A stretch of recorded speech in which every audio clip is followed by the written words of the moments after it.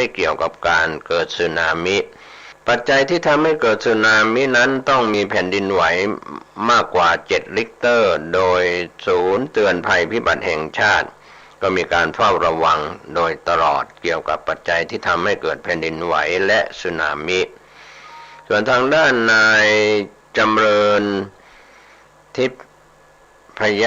พงษ์ธาดาผู้ว่าราชการจังหวัดพังงาได้ชี้แจงกับทีมข่าวว่าทางกองอำนวยการป้องกันและก็บรรเทาสาธารณภัยจังหวัดพังงาก็ได้ติดตามเฝ้าระวังสถานการณ์แผ่นดินไหวบริเวณหมู่เกาะอันดามันและพื้นที่ใกล้เคียงช่วง 4-5 กรกฎาคมที่ผ่านมาก็มีความถี่ในการเกิดแผ่นดินไหว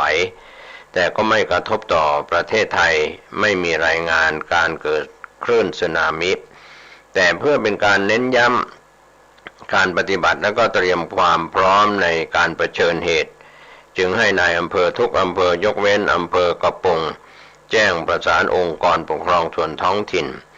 ผู้นำท้องที่อาสาสมัครและก็ภาคีเครือข่ายประชาสัมพันธ์ข้อมูลข่าวสารและสถานการณ์ที่เกิดขึ้นให้ประชาชนทราบเตรียมความพร้อมในการรับสถานการณ์ตามแผนเผชิญเหตุสึนามิของอำเภอทั้งนี้จัดให้เจ้าหน้าที่รับผิดชอบประจำอำเภอพร้อมประสานการปฏิบัติเพื่อให้ได้รับการแจ้งเมื่อได้รับการแจ้งเตือนหรือเกิดสถานการณ์ได้ตลอดเวลาโดยประสานการปฏิบัติกับสำนักงานป้องกันและบรรเทาสาธารณภัยจังหวัดพังงาครับก็เป็นข้อชี้แจงในส่วนของผู้ว่าราชการจังหวัดพังงานายจำเริญทิพยพงษ์ธาดานะครับในส่วนของจังหวัดผู้ว่าราชการจังหวัดภูเก็ตผู้ว่าราชการจังหวัดพังงาก็เตรียมความพร้อมก็เป็นข่าวจากแนวหน้าออนไลน์ชี้แจงรายงานข่าวระทึกแผ่นดินไหวหมู่เกาะอันดามันเขย่าต่อเนื่องกว่า30ครั้งใน2วันก็ยังมีการผวาสึนามิมีจังหวัดภูเก็ตพังงาสั่งเฝ้าระวังครับก็เป็นหัวข้อข่าวที่ได้รายงานข่าวกันเข้ามาก็ถือว่ายังไหวไม่ถึง7ริกเตอร์สึนามิยังไม่ตามมาไปทางด้านน้ำมันนะครับที่เกี่ยวข้องกับน้ำมันของราคาน้ำมันดิบของโลกที่รายงานกันเข้ามาในช่วงนี้ก็มีเรื่องราวที่ติดตามเป็นข่าวคืบหน้ากันเกือบทุกวันก็ผู้จัดการออนไลน์รายงานข่าวต่างประเทศว่าน้ำมันลงต่ออีก 2% ทองก็ดิ่งลงอีกหลังดอลแข็งค่าหุ้นสหรัฐบวกแคบจากการรายงานของการประชุมเฟด7 กรกฎาคม 2565ทีมข่าวได้รายงานว่าโดยราคาน้ำมันในส่วนที่ได้รับนั้นก็เป็นส่วนหนึ่งนะครับที่เราได้รับรายงานครับในเรื่องของราคาน้ำมันก็ตกลงมาอีก2วันนะครับลดลงมาอีก2วันมีปัญหาที่เราได้รายงานกันไปวันก่อนๆราคาน้ำมันลงต่อเนื่องนะครับในช่วงนี้ 2% แต่ระดับต่ำสุดในรอบ12สัปดาห์วันพุธที่6 กรกฎาคมท่ามกลางความกังวลเศรษฐกิจโลกถดถอยกระทบอุปสงค์พลังงานและดอลลาร์แข็งค่าปัจจัยต่างๆที่เกี่ยวข้องนะครับก็ทำให้เราได้รับรายงานว่าในส่วนของเศรษฐกิจโลกถดถอยกระทบอุปสงค์พลังงานและดอลลาร์แข็งค่าปัจจัยหลังนี้ก็ฉุดทองคำขยับลงอีก7วันติดกันส่วนวอลสตรีทปิดบวกแคบหลังมีการเผยแพร่รายงานการประชุมของธนาคารกลางสหรัฐเฟดนะครับสัญญาณน้ำมันดิบเวสเท็กซัสอินเตอร์มีเดียตหรือไรสวิตครูดงวดส่งมอบเดือนสิงหาคมลดลง97เซนต์ปิดที่ 98.53 ดอลลาร์ต่อบาร์เรลและด้านเบนทะเลเหนือลอนดอนงวดส่งมอบเดือนกันยายนลดลง 2.08 ดอลลาร์ปิดที่ 100.69 ดอลลาร์ต่อบาร์เรลนักวิเคราะห์จากธนาคารเพื่อการลงทุนโกลแมน แซกและ USB ก็มองว่าราคาน้ำมันขยับลงสืบเนื่องความกังวลเกี่ยวกับภาวะเศรษฐกิจถดถอยกองทุนการเงินระหว่างประเทศ IMF ออกมาระบุว่าแนวโน้มเศรษฐกิจโลกมืดมนอย่างมากนับตั้งแต่เดือนเมษายนและไม่ตัดความเป็นไปได้ของภาวะเศรษฐกิจโลกถดถอยในปีหน้าสืบเนื่องจากความเสี่ยงต่างๆสูงลิ่ว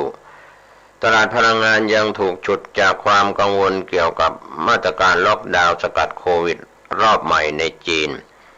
ชาติผู้บริโภคน้ำมันรายใหญ่ของโลกซึ่งก่อความวิตกเกี่ยวกับอุปสงค์ทางพลังงานนอกจากนี้ราคาน้ำมันยังได้รับผลกระทบจากการแข็งค่าของดอลลาร์แข็งค่าสุดในรอบ 20 ปีเมื่อเทียบกับตะกร้าเงินส่งผลให้ราคาน้ำมันมีราคาแพงขึ้นสำหรับผู้ซื้อที่ใช้สกุลเงินอื่นๆความเคลื่อนไหวของดอลลาร์ฉุดให้ราคาทองคำปิดลบ7วันติดต่อกันจนถึงวันพุธที่6 กรกฎาคมก็แตะระดับต่ำสุดนับตั้งแต่ปีค.ศ. 2021ราคาทองคำโคเมกงวดส่งมอบเดือนสิงหาคมลดลง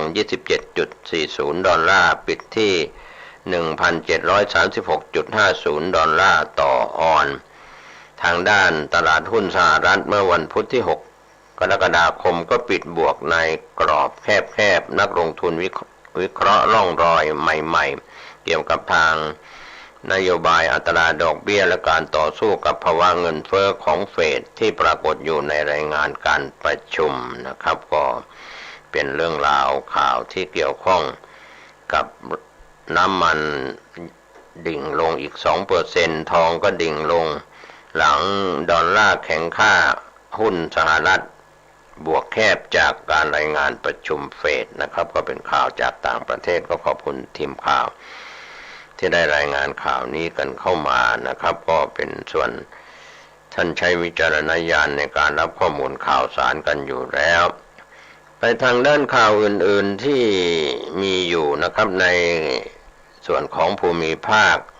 ชายแดนกันบ้างนะครับที่ทางทีมข่าวได้รายงานเรื่องราวที่น่าสนใจนะครับในช่วงนี้โดยทางทีมข่าวผู้จัดการออนไลน์ได้รายงานว่าว้าเมียนมาช่วย6 สาวไทยพ้นสถานบันเทิงติดชายแดนพม่าถึงจีนส่งตัวถึงท่าขี้เหล็กจ่อกลับแม่สายแล้ว7 กรกฎาคม 2565นะครับในส่วนที่เราได้รับรายงานข่าวกันเข้ามาข่าวส่วนภูมิภาคของเชียงรายข่าวสะพัด6 สาวไทยถูกหลอกทำงานสถานบันเทิงเขตอิทธิพลว้าติดชายแดนเมียนมาถึงจีนล่าสุดทางการเมียนมาถึงว่าช่วยเหลือส่งตัวถึงท่าขี้เหล็กเตรียมส่งกลับไทยผ่านทางแม่สายวันนี้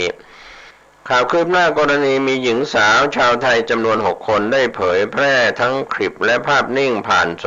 เชียลออกมาระบุว่าถูกหลอกให้เดินทางไปทำงานที่สถานบันเทิงในเมืองป๊อกรัฐฉานประเทศเมียนมาติดชายแดนเมียนมาถึงจีนห่างจากชายแดนไทยไม่น้อยกว่า250 กิโลเมตรรวมทั้งถูกข่มขู่บังคับให้ค้าประเวณีหากไม่อยากทำก็ให้ทางบ้านส่งเงินไปถ่ายตัวคนละ 250,000 บาทตามที่ได้เสนอข่าวไปก่อนหน้านั้นข่าวคืบหน้าเรื่องนี้ได้รับรายงานจากพลตำรวจโทสุรเชษฐ์หักพานผู้ช่วยผู้บัญชาการตำรวจแห่งชาติหัวหน้าชุดปฏิบัติการปราบปรามการล่วงละเมิดทางเพศต่อเด็กทางอินเทอร์เน็ตตำรวจได้ประสานงานกับเจ้าหน้าที่เมียนมารวมถึงกลุ่มว้าแดงที่ปกครองเมืองป๊อกตั้งแต่ปลายเดือนมิถุนายน 2565 ที่ผ่านมาจนทางการว้าและก็เมียนมาได้ให้การช่วยเหลือสาวไทยทั้ง6 คนออกมาจากสถานบริการที่เมืองป๊อกแล้วก็พาเดินทางไปพักอยู่ที่จังหวัดท่าขี้เหล็กตรงข้ามอำเภอแม่สายจังหวัดเชียงรายแล้วล่าสุดนายตำรวจชั้นผู้ใหญ่ของกองบังคับการตำรวจภูธรจังหวัดเชียงรายมีกำหนดเดินทางไปชายแดนอำเภอแม่สายและนัดสื่อมวลชนทุกแขนงต่างๆ ณด่านศุลกากรแม่สายสะพานมิตรภาพไทยเมียนมาข้ามลำน้ำสายแห่งที่2เวลา 16 นาฬิกาของวันนี้ก็คือเป็น7 กรกฎาคม 2565ก็มีการรายงานอย่างไม่เป็นทางการว่าเจ้าหน้าที่ตำรวจไทยประสานไปยังทางการท้องถิ่นประเทศเมียนมาจนได้ข้อสรุปว่าจะส่งมอบตัวทั้ง6 คนกลับประเทศไทยตรงจุดผ่านแดนถาวรดังกล่าวก่อนเวลาแถลงข่าวเล็กน้อยสอดคล้องกับการที่พลตำรวจโทสุรเชษฐ์หักพานผู้ช่วยผู้บัญชาการตำรวจแห่งชาติให้สัมภาษณ์สื่อมวลชนที่จังหวัดเชียงรายเมื่อวันที่ 24 เมษายนที่ผ่านมาว่าจะเดินทางไปรับตัวหญิงสาวชาวไทยทั้ง6 คนช่วงต้นเดือนกรกฎาคมนี้สำหรับหญิงสาวไทยทั้ง6 คนประกอบไปด้วยนางสาวนินรดาชัยวิเศษหรือแนนนี่อายุ31 ปีชาวจังหวัดนนทบุรีนางสาวอรพันธ์เผือกยานหรือเลอายุ25 ปีชาวจังหวัดสงขลานางสาวครินทิพย์ปวรัตนาราหรืออิงอายุ25 ปีชาวจังหวัดอำนาจเจริญนางสาวกนิกาอินทุเดชหรือเนอายุ33 ปีชาวกรุงเทพนางสาววิรดาคุ้มพันธ์หรือเค้กอายุ21 ปีชาวจังหวัดปทุมธานีและนางสาวอภัสราเทพพวงศ์หรือบุ๋มอายุ22 ปีเป็นชาวจังหวัดขอนแก่นขณะนี้ทั้งหมดถูกส่งตัวออกมาจากเมืองป๊อกซึ่งอยู่ในเขตปกครองพิเศษที่2สหรัฐและมาอยู่ในความดูแลของเจ้าหน้าที่เมียนมาจังหวัดท่าขี้เหล็กแล้วทั้งนี้หลังจากรับตัวกลับเจ้าหน้าที่จะได้ให้การสอบปากคำเพื่อตรวจสอบรายละเอียดในการเดินทางจนถูกหลอกลวงดังกล่าวก็เป็นส่วนข่าวภาพข่าวนะครับที่ทางทีมข่าวเราได้รับรายงานกันเข้ามาข่าวคืบหน้าก็จะรายงานเพิ่มเติมให้ท่านได้รับรู้รับทราบกันนะครับในเรื่องของข่าวในช่วงนี้ข่าวต่อเนื่องในส่วนของข่าวภูมิภาคเชียงรายก็พบชาวเมียนมาอุ้มลูกจูงเมียเดินข้ามน้ำสายเข้าไทยกลางวันแจกๆกว่าครึ่งร้อย6 กรกฎาคม 2565 ที่ผ่านมาผู้จัดการออนไลน์รายงานข่าวต่อเนื่องของจังหวัดเชียงรายว่าทหารกองกำลังผาเมืองเฝ้าชายแดนเห็นเต็มตาชาวเมียนมาอุ้มลูกจูงเมียเดินข้ามน้ำสายกลางวันแสกๆกว่าครึ่งร้อยก่อนซุกบ้านเช่าริมพรมแดนฝั่งไทยรอกระบวนการค้าแรงงานเถื่อนขนเข้ากรุง6 กรกฎาคมเจ้าหน้าที่ทหารมวม200ม3บกควบคุมที่2ชกม3กองกำลังผาเมืองซึ่งปฏิบัติหน้าที่ราดตระเวนเฝ้าตรวจตามแนวชายแดนไทยเมียนมาด้านอำเภอแม่สายจังหวัดเชียงรายติดกับจังหวัดท่าขี้เหล็กประเทศเมียนมาก็พบคนกลุ่มใหญ่ทั้งชายทั้งหญิงและเด็กพากันเดินลุยข้ามลำน้ำสายที่เป็นเส้นเขตมาจากฝั่งประเทศเมียนมาเข้าสู่ฝั่งไทยบริเวณท่าข้ามดอยวาว4หรือท่าว้าติดถนนและตลาดชายแดนสายลมจอยหมู่1ตำบลเวียงพังคำอำเภอแม่สายโดยไม่เกรงกลัวว่าจะมีผู้พบเห็นจากนั้นก็ได้เข้าไปรวมกลุ่มในลักษณะซ่อนตัวอยู่ภายในอาคารเช่าหลังหนึ่งที่ติดกับชายแดนทางเจ้าหน้าที่ที่เฝ้าดูบริเวณดังกล่าวจึงได้ระดมกำลังเข้าไปควบคุมตัวทั้งหมดเอาไว้ตรวจสอบพบกลุ่มคนที่ลักลอบข้ามลำน้ำสายมาเป็นชาวสัญชาติเมียนมา58 คนเป็นชาย28 คนหญิง20 คนเด็ก8 คนส่วนอีก2 คนเป็นชายชาวจีน1 คนและไทยอีก1 คนนอกจากนั้นยังพบรถยนต์กระบะจำนวน1 คันและรถจักรยานยนต์จำนวน1 คันจอดอยู่ใกล้อาคารเช่าลักษณะคล้ายกำลังจะเข้าไปรับกลุ่มคนทั้งหมดจึงได้ตรวจยึดไว้เป็นของกลางสอบสวนชาวไทยและชาวเมียนมาทั้งหมดทราบว่าบางส่วนพากันเดินทางมาจากเมืองตองจี เป็นเมืองใหญ่ของรัฐฉานประเทศเมียนมานอกจากนี้ยังมีคนเดินทางมาจากเมืองลาเชียวเมืองมะยิจินาทางตอนเหนือของรัฐฉานก่อนรอบเข้าไทยเพื่อจะเดินทางมาทำงานที่กรุงเทพโดยจ่ายค่านำพาให้ชาวเมียนมาเป็นเงินคนละ 26,000 บาทส่วนผู้ต้องหาชาวจีนที่รอบเข้าเมืองมาด้วยก็บอกว่าภูมิลำเนาเดิมอยู่ที่เมืองผู่เจี้ยนประเทศจีนแต่ได้ไปทำงานอยู่ทางเมืองลาทางตอนเหนือของรัฐฉานติดชายแดนประเทศจีนจากนั้นก็ได้เสียค่าจ้างให้คนนำพาเข้าไทยเป็นเงิน 30,000 บาทเพื่อจะไปรักษาอาการป่วยที่จังหวัดเชียงใหม่เจ้าหน้าที่จึงควบคุมตัวทั้งหมดพร้อมของกลางดำเนินคดีตามกฎหมายต่อไปทางด้านอาจารย์สืบสกุลกิจนุกรนักวิชาการสำนักวิชานวัตกรรมสังคมมหาวิทยาลัยแม่ฟ้าหลวงในฐานะผู้ประสานงานศูนย์ช่วยเหลือแรงงานข้ามชาติจังหวัดเชียงรายกล่าวกับทีมข่าวว่าปัจจุบันประเทศไทยกำลังเผชิญกับปัญหาว่าจะจัดการกับการลักลอบหลบหนีเข้าเมืองในระยะยาวอย่างไรเพราะการจับกุมและส่งตัวกลับไม่ใช่ทางออกที่ยั่งยืนเนื่องจากพวกที่ถูกส่งตัวออกไปแล้วก็จะกลับมาอีกเนื่องจากไม่สามารถทนอยู่ในประเทศเมียนมาได้เพราะมีความขัดแย้งทางการเมือง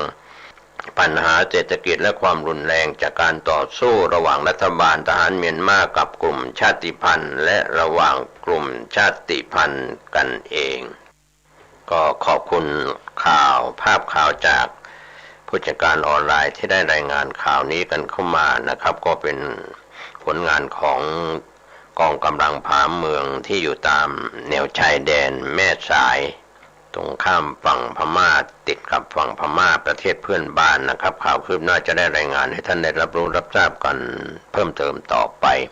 วันนี้ข่าวชาวบ้านหมดเวลาลงผมเกษตรเพชรสำริดบรรณาธิการข่าวก้าวหน้านิวกับการทำหน้าที่สื่อสารมวลชนของพี่น้องสื่อมวลชนทุกแขนงสาขาจากส่วนกลางและก็ส่วนภูมิภาคของประเทศไทยและก็ข่าวจากต่างประเทศก็ทำหน้าที่รายงานข่าวท่านผู้ชมท่านผู้ฟังที่อ่านหนังสือพิมพ์ออนไลน์คลิกเข้าไปที่ www.9hnanews.com ก็จะได้อ่านข่าวในรอบ 24 ชั่วโมงติดตามสถานการณ์ข่าวในรอบ 24 ชั่วโมงข่าวภายในประเทศต่างประเทศก็ขอบคุณและขอบคุณมายังท่านผู้ชมท่านผู้ฟังที่ติดตามรับฟังข่าวชาวบ้านท่านใช้วิจารณญาณในการรับข้อมูลข่าวสารเสพข่าวข้อเท็จจริงตามความเป็นจริงที่เกิดขึ้นในรอบวันขอให้ท่านติดตามการพยากรณ์อากาศจากกรมอุตุนิยมวิทยาศูนย์อุตุนิยมวิทยาประจำภาคมีฝนตกชุกหนาแน่นในหลายพื้นที่เดินทางปลอดภัยสวัสดีครับท่านผู้ฟังทั้งหลายทุกท่านทุกคนวันนี้รายการปกิณกะแห่งธรรมะก็มาพบปะกับญาติกับโยมท่านทั้งหลายอีกเช่นเคยในวันและเวลาเดียวกันนี้และทางสถานีวิทยุแห่งนี้เป็นประจำทุกวันโดยอาตมภาพ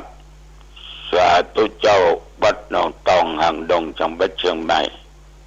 เป็นผู้นำเอาธรรมะในรายการปกิณกะพบปะญาติโยมเอาละต่อไปญาติโยมเอามาไหว้พระสวดมนต์กันนะก็ว่าตามกันไปเน้อด้วยความตั้งอกตั้งใจอะระหังสัมมาสัมพุทโธภะคะวาพุทธังภะคะวันตัง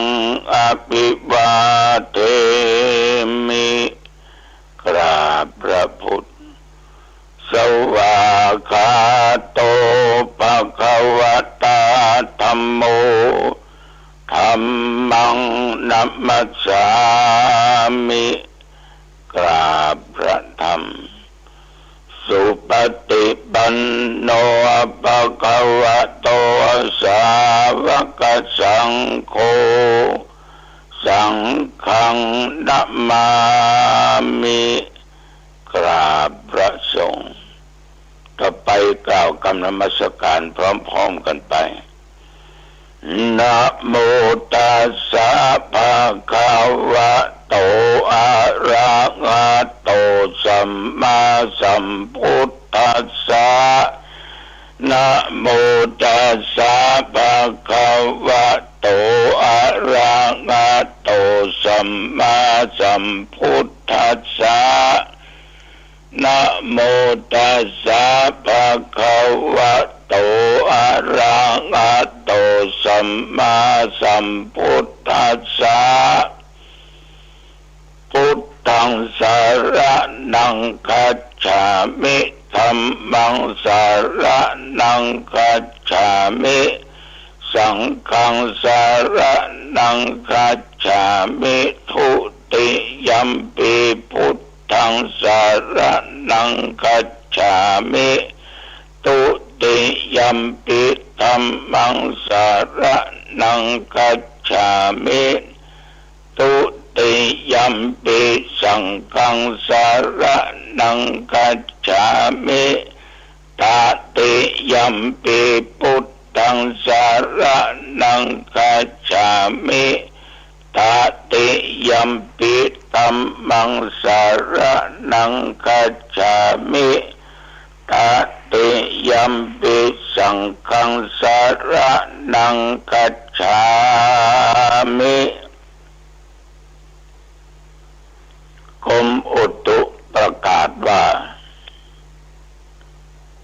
ตั้งแต่เมื่อตะวันวามาถึงปัจจุบัน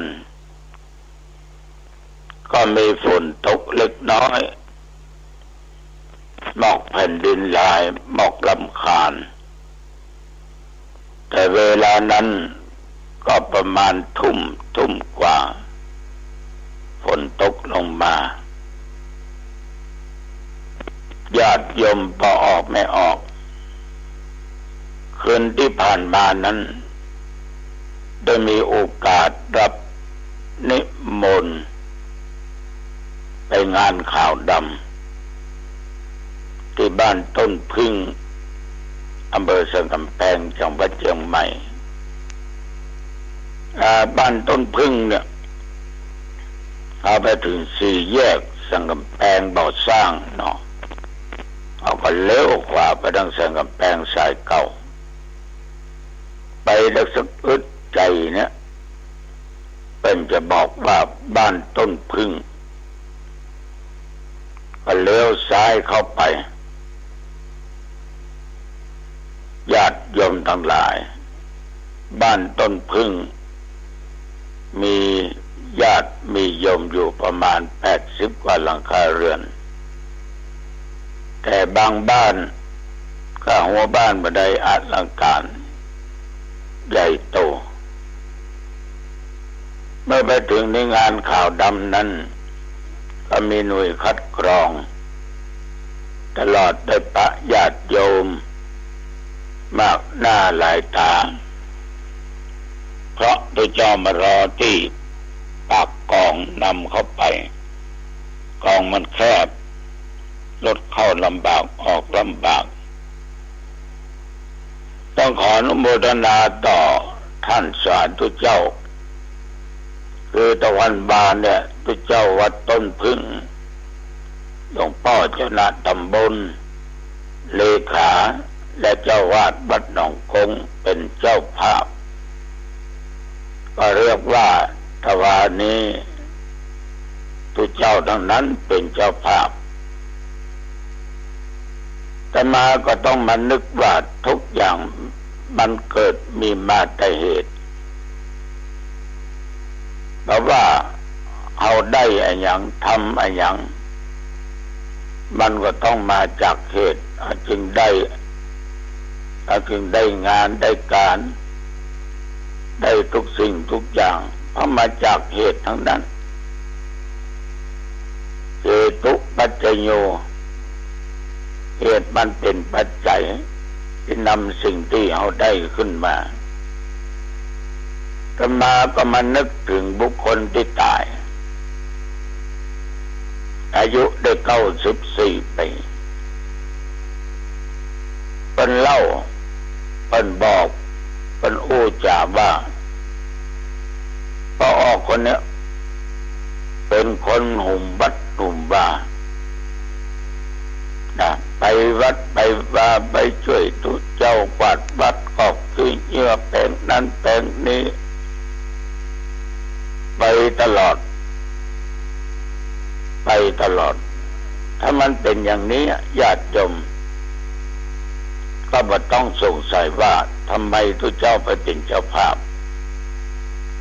เพราะว่าป้าอุ้ยคนเนี้ยเป็นคนที่ชอบวัดวาทำความสะอาดวัดวาวันศีลวันธรรมก็รักษาศีลเมตตาภาวนามาตลอดญาติโยมอาจจะข้องใจว่าบ้านเพิ่นมีก็ปลดบ้านหลังเบิ่นลุ่มไปเละไปเล่นก็มีลูกมีเต้าอยู่แต่คนแก่คนเฒ่าเนี่ยเป็นชอบทำบุญอยู่ตลอดเวลาฉะนั้นจึงมีตุเจ้าเป็นเจ้าภาพญาติโยมท่านผู้ฟัง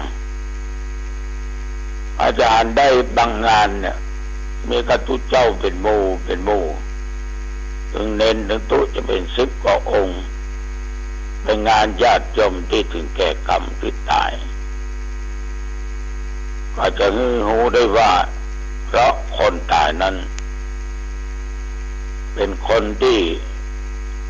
เอาใจใส่ดูแลวัดวาพระสงฆ์องค์เด่นฉะนั้นเมื่อมันมีน้ำจิตตุเจ้าก็ต้องมีน้ำใจเลยเป็นเจ้าภาพ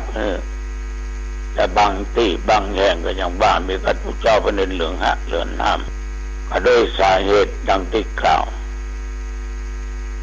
ขอบใจต่อญาติโยมท่านผู้ฟังตั้งอกตั้งใจกันฟังถ้ามีภัยลุกไปลุกมามีแต่คนจะเตียวเข้ามาตอนนั้นอย่างใดก็ต้องขออนุโมทนาต่อเจ้าหน้าที่ต่อญาติโยมทุกท่านทุกคนกลางวันเมื่อตะวันวานนี้กินข้าวงายแล้วอาตมภาพพร้อมทุกเจ้าพระเนรศรัทธาญาติโยมก็พากันไปปลุกเสายกในการสร้างศาลาที่ปฏิบัติธรรมศาลาหลังนี้มีความกว้าง11 คูณ 11 เมตรตรงใจกลางนั้นจะเป็นที่ประดิษฐานพระเจ้าหินทรายสมปรารถนาเดี๋ยวนี้ญาติโยมเจ้าภาพเป็นกำลังเจาะก็คงจะมาในประมาณเดือน2 เดือนเสาทั้งหลายมีอยู่16 ต้นก็ได้รับการอนุเคราะห์จากทางเทศบาลต้องใช้รถยกญาติโยมมันใหญ่เสานี้ก็ได้รับบริจาคจากคุณโยมเพชรรัตน์วรรณพีต่อไม่ออกเวลานั้นก็มีญาติโยมมาร่วมบุญกันอยู่ก็ได้หลายพันคะแนนด้วยกันก็นำเอาเป็นถวายการสวดแก่พระสงฆ์องค์เน้นเลี้ยงข้าวปลาอาหารกับญาติกับโยมที่ไปร่วมกัน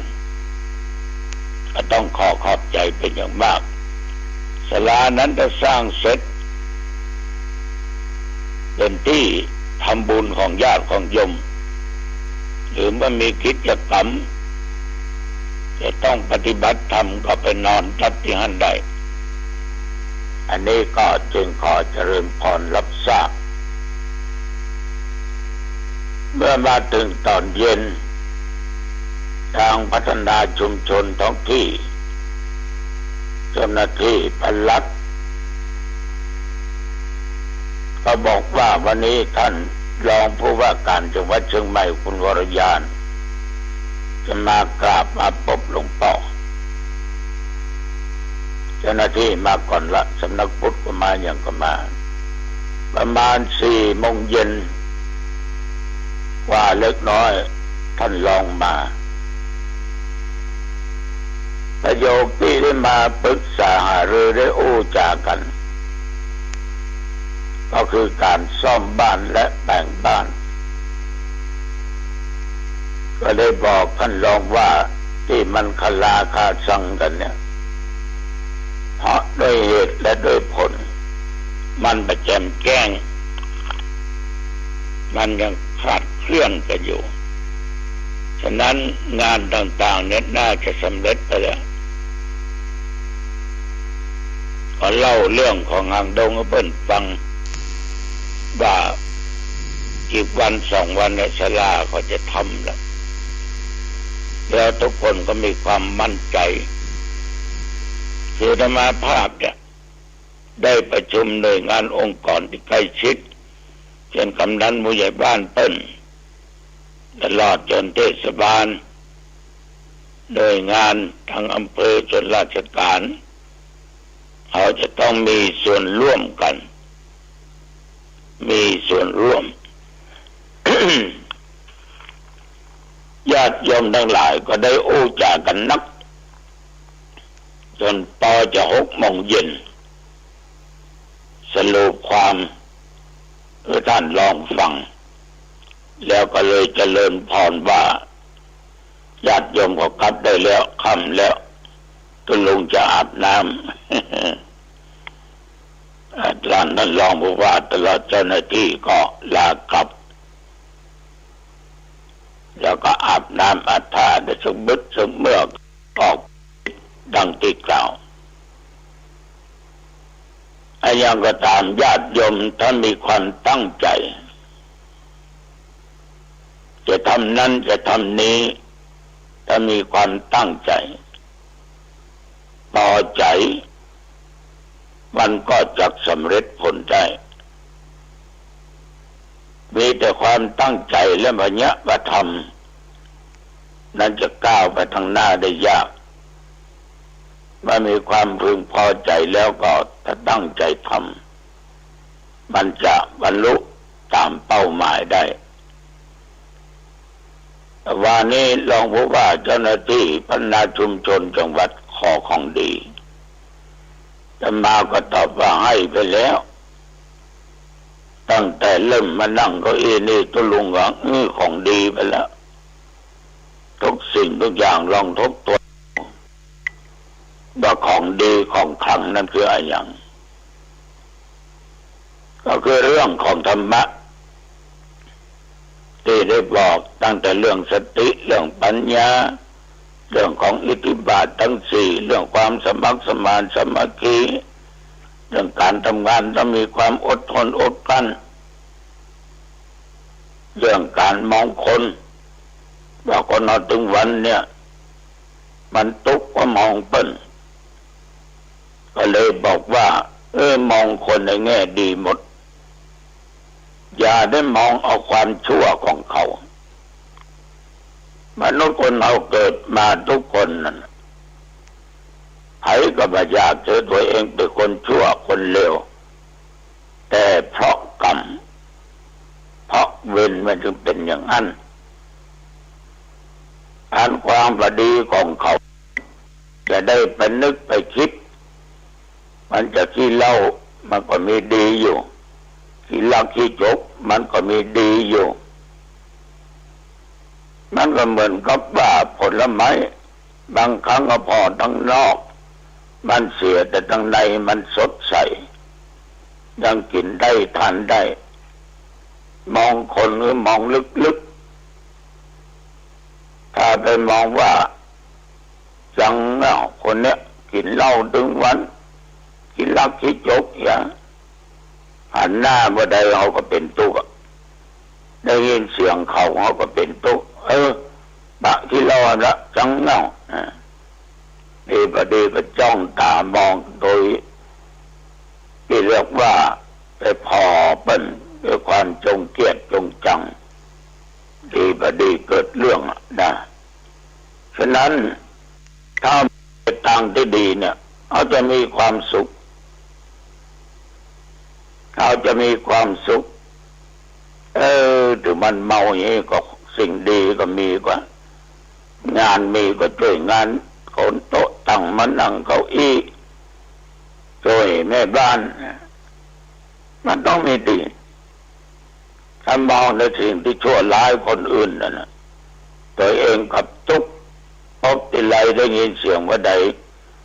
มันเกิดความทุกข์ขึ้นทันทีเกิดอารมณ์ร้ายขึ้นทันทีแต่มองแง่ดีนี่เขาจะมีความสุขนี่ก็เลยเป็นรางวัลของขวัญที่รองบอกว่าไปเมื่อตะวันวานี่ญาติโยมเมื่อตอนเจ้าได้ไปยกเสาเอก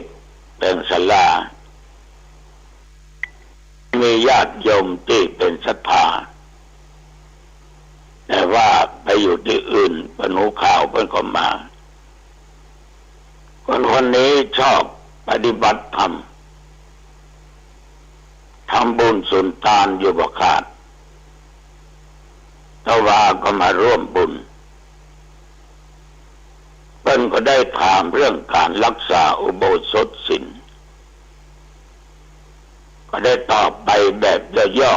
ๆโดยสังเขปว่า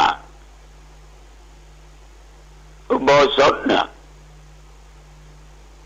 ถ้าจะอู้ไปแล้วก็เป็นชื่อของฝ่ายธรรมะที่เป็นกุศลธรรมแล้วก็เป็นธรรมที่สำคัญอย่างหนึ่งที่คฤหัสถ์แบบว่าจะเป็นแม่หญิงเปิดใจจะต้องพึงศึกษาพึงเข้าใจเพราะคำว่าอุโบสถก็แปลว่าการเข้าจำไม่ใช่ป่าเข้าจำนะมันเป็นธรรมะเป็นสิ่งสิกขาบทเป็นอุบายในการขัดเกลาซึ่งกิเลสอย่างหยาบมันได้เบาบางไปมันเป็นสนิมมันแปดมันเปื้อนด้วยความโลภความโกรธความหลงมันนักหนาปาปานอุโบสถศีลนี่ธรรมะนี่สามารถขัดเกลาเบาบางและมันก็เป็นหนทางแห่งความสงบนี่คือคนที่ได้รักษาได้ปฏิบัติได้รับความสุขอย่างสูงสุดในทางพุทธศาสนาเพราะฉะนั้นญาติโยมพุทธบริษัททั้งหลายพุทธศาสนิกชนที่เป็นคฤหัสถ์ชาวบ้านจะเป็นหญิงเป็นชายก็ตามก็จะให้โอกาสรักษาอุโบสถศีลแต่ที่จริงญาติโยมมันก็คือการรักษาศีล8นั่นเองอุโบสถของญาติของโยมเนี่ยคฤหัสถ์ชาวบ้านเนี่ยมันยังได้แบ่งออกเป็น2อย่างมันเหมือนคนเราเป็นชายเป็นหญิงเนาะ1ปกติอุโบสถอันนี้ก็หมายความว่าอุโบสถที่รักษากันตามปกติเราก็ต้องบอกว่าปกติอุโบสถเฉพาะวันคืนอย่างที่พระสงฆ์บาสิกาทั้งหลายรักษากันอยู่อย่างปัจจุบันนี้คือวันธรรมสวรรณะวันศีลวันธรรมเพราะว่าจะเป็นขึ้นเป็นแรมก็ตามแห่8 ค่ำขึ้น8 ค่ำเดินดับเดินเป่งเนาะเราก็รักษากันเนี่ยวันคืนนี่เป็นปกติแล้วก็อุโบสถที่รักษาเป็นพิเศษอาสาพระว่าปฏิชากรอุโบสถคือรักษากันครั้งละคราวละ 3 วันนะโยมเป็นวันรับ1 วันวันรักษา1 วันวันออกก็คือวันส่งนั่น1 วันอันนี้ก็เช่นการรักษาโบสถในวัน8 ค่ำจะต้องรับตั้งแต่7 ค่ำจนถึง9 ค่ำเมื่อถึงวันใหม่มาเอาก็ได้ออกจากการรักษาโบสถศีลการรักษาโบสถศีลนิยมมันเป็นเนื้อแท้ก็คือการรักษาศีล8อย่างเคร่งครัดฉะนั้นญาติโยมถ้าหากว่าเอาจะรักษามันก็ย่อมได้อานิสงส์มากกว่าการรักษาศีล 5 มันก็ถูกสูงขึ้นไปอีกฉะนั้นระยะนี้ใกล้เข้าพรรษามาปีนี้ญาติโยมจะเอาปกติกาพิเศษกาหรือจะรักษาศีล 5ก็เลิศละประเสริฐละอันนี้ก็จึงขอฝากไว้เอาละวันนี้อุจาไปมาเสียงแอบเสียงแง่งเลยแต่ว่ากินหวานนักไปหน่อย อายุวันโนสุขังพลังพบกันวันกับเจริญพรคำทำนายอีสานโบราณน่าจะเป็นบ้านเกลียดค้านจะอดตายภูเขาจะย้ายแผ่นดินจะเดินพระจะมีเชื่อสมภารพญามารจะสู้ผู้ครองเมืองเสือเหลืองจะปล้นบ้านห้วยหนองคลองจะแคบแกลบจะมีราคาหมูหมาคนตายไม่ต้องเป็นไข้โรคใหม่จะมากินคนไอ้ตีนมนจะออกเขาเสาจะกินเงินมนุษย์เดินดินจะกินน้ำพญานาคคนทุกข์ยากจะแห่เข้าเมืองคนนุ่งผ้าเหลืองจะเอาเมียคนจะเกิดเหลือน้อยลงสัตว์ป่าดงพงพีจะสูญพันธุ์คนคุยกันจะชักหางขุนนางจะขอทานชาวบ้านจะออกรบศพจะเกลื่อนเมืองน่าจะเป็นบ้านหมายความว่าเกษตรกรหรือชาวนาจะไม่มีอีกต่อไปเพราะคนสมัยนี้หันไปเรียนทางด้านวิทยาการเป็นพนักงานบริษัทหรือบ้านโดยลืมไปว่าประเทศไทยเป็นประเทศเกษตรกรรมเมื่อคนไทยหันมาเป็นผู้บริโภคในขณะที่การผลิตข้าวและพืชผลทางการเกษตรลดลงพืชผลจะแพงหูฉี่ตอนนี้ยังไม่เป็นไรเพราะยังมีสัดส่วนการผลิตครึ่งต่อครึ่งแต่เมื่อใดคนทำนาลดลงมากกว่านี้เราอาจได้เห็นข้าวถุงละ500เกลียดค้านจะอดตายหมายความว่าเมื่อสังคมมีแต่เงินมีเงินเป็นพระเจ้าต่างคนต่างต้องแข่งแย่งชิงดีเพื่อได้มาทุกวิธีทางซึ่งชื่อเสียงเกียรติยศและอาหารการกินแน่นอนว่าผู้ได้โอกาสทางสังคมผู้พิกลพิการตลอดจนถึงคนเกลียดค้านทำงานอาจจะต้องอดตายสักวันเมื่อราคาข้าวแพงถึงจุดสูงสุดภูเขาจะย้ายแผ่นดินจะเดินหมายความว่าภูเขาเป็นตัวแทนแห่งความสูงสุดหมายถึงสถาบันพระมหากษัตริย์อันเป็นประมุขของชาติเมื่อคนไทยไร้ความสามัคคีสถาบันกษัตริย์ก็จะปลีกตัวออกไปวางอุเบกขาไม่ยุ่งเกี่ยวปล่อยให้ประชาชนผู้มีทิฏฐิแตกแยกทะเลาะกันเองดูได้แถวหน้าสภาพระจะไม่เชื่อสมภารพญามารจะสู้ผู้ครองเมืองหมายความว่าลูกน้องจะไม่เชื่อเจ้านายผู้ใต้บังคับบัญชาจะไม่เชื่อฝั่งหัวหน้าเมื่อมีวุฒิการศึกษาสูงต่ำทัดเทียมกันย่อมจะเกิดทิฏฐิมานะว่าตู่ก็เก่งจะไปฟังทำไมประชาชนจะไม่เชื่อรัฐบาลนักเรียนจะไม่เชื่ออาจารย์พระจะไม่เชื่อเจ้าอาวาสความวุ่นวายจะแผ่ซ่านไปทั่วทุกหัวระแหงด้วยกำลังแห่งทิฏฐิมานะของมนุษย์เสือเหลืองจะปล้นบ้านห้วยหนองคลองจะแคบหมายความว่าเมื่อประชาชนในชาติทะเลาะกันชาวต่างชาติย่อมกอบโกยผลประโยชน์จากการทะเลาะกันของคนในชาติห้วยหนองคลองบึงเป็นตัวแทนแห่งความเอื้ออารีของคนไทยเมื่อห้วยหนองแคบ หมายความว่า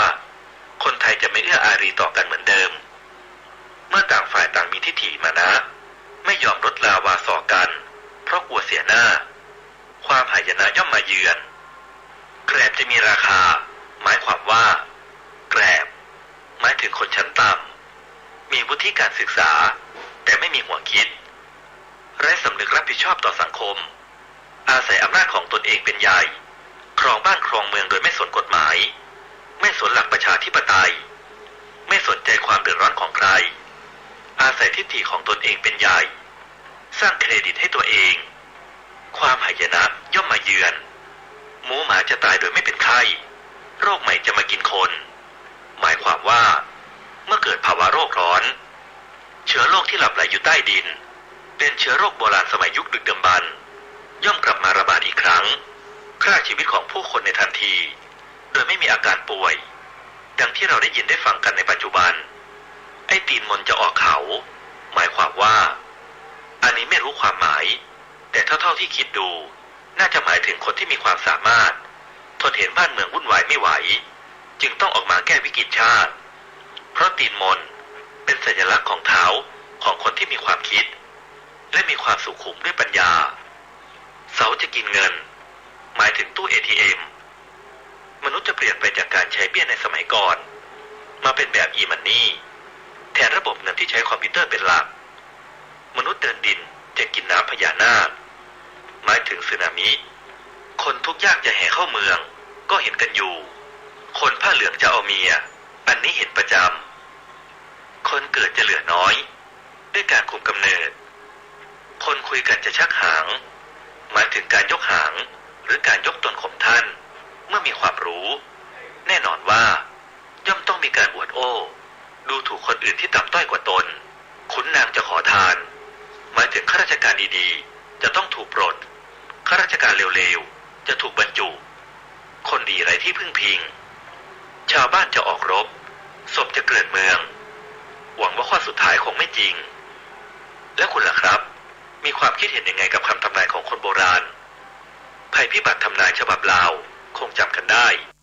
สวัสดีครับท่านผู้ฟังที่เคารพธรรมสาระวันนี้ผมกาเศรษฐ์เพชรสำริดวิทยากรก็ชวนท่านผู้ฟังผู้มีปัญญาบารมีดีอยู่แล้วมาคิดมาศึกษากันเรื่องเล่าในอดีตบ้างเรื่องเล่าในปัจจุบันและมีความคิดมุ่งไปสู่อนาคตอย่างไรก็มีธรรมะเป็นแกนกลางนะครับก็ถือว่าแบ่งปันกันชวนกันคิดชวนกันพิจารณาพี่รู้สองน้องรู้หนึ่งเรียกว่าเป็นกัลยาณมิตรกันนะครับอย่าไปมองว่าคนเรานั้นมีดีตลอดมีชั่วตลอดก็มีทั้งดีและชั่วมีทั้งสุขและทุกข์ก็ถือว่าเป็นเรื่องธรรมดาที่เราหลายคนหลายท่านในโลกยุคปัจจุบันนี้ ตามความเชื่อของหลายคนก็มองว่าการอาบน้ำนั้นเป็นการชำระร่างกายภายนอกที่เราทำงานในหลายชั่วโมงทั้งกลางวันหรือกลางคืนก็ตามจะมีเหงื่อใครไหลออกสู่ผิวหนังก็มีเหงื่อมีใครมีปัสสาวะอุจจาระปัสสาวะนะครับที่เป็นของปฏิกูลไหลออกก็เป็นธรรมดาธรรมชาติของมนุษย์เราโดยทั่วไปแม้คนก็เป็นอย่างนี้สัตว์เดรัจฉานก็ต้องมีการกินแล้วก็ขับถ่ายเป็นอุจจาระปัสสาวะเช่นเดียวกันในส่วนเรื่องของการขับถ่ายสิ่งที่เป็นของปฏิกูลทางตาก็เป็นขี้ตาทางหูก็เป็นขี้หูทางจมูกก็เป็นน้ำมูกทางปากก็เป็นน้ำลายทางผิวหนังก็เป็นเหงื่อเป็นไครสิ่งเหล่านี้เป็นการขับออกจากภายในเรียกว่าของปฏิกูลเหล่านี้ย่อมไหลออกแล้วก็การที่เราก็จะชำระล้างเห็นกับที่เราดันเลยนะเลยการทำที่จะมีวันออกโดยสบู่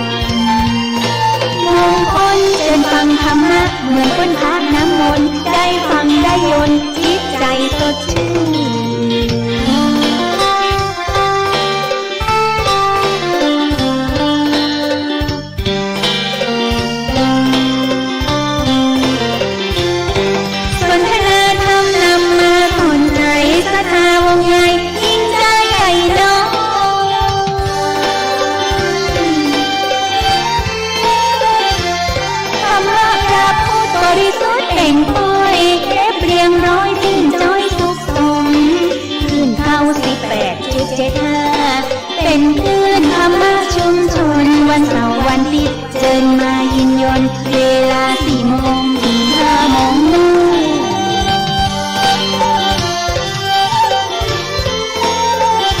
คลื่นธรรมะชุมชนวัดห้วยตองซอกผู้ฟังที่รักเชิญมาเบิ่งเนื้อต้นอุปถัมภ์ตั้งมีเขาเชิญมาฟังเนื้อสายน้องสายพี่โน่นนั้นสดับรับฟังบรรยายธรรมะสู่ใจถึงได้ประโยชน์เชิญฟังสดับรับฟังบรรยายธรรมะสู่ใจจากพระอาจารย์แก่น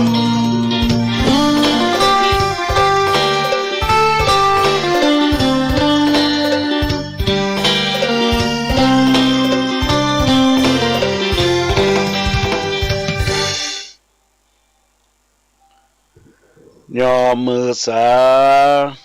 โคอาจารย์ไทยผู้ฟังเหนือใต้ตีได้ใจหมายธรรมะสู่ใจนี้วจีพระภายบ่ายโมงเนิ่นนายยิงใจใหญ่น้อยเพื่อสันติภาพนาประชาเป่งป้อยสืบฮีดสารหอยเอาไว้เขื่อน96ยกมานั่นไซประทาดโดยสุเทพได้มีมาพระครูปรัตน์กิติพงษ์หนา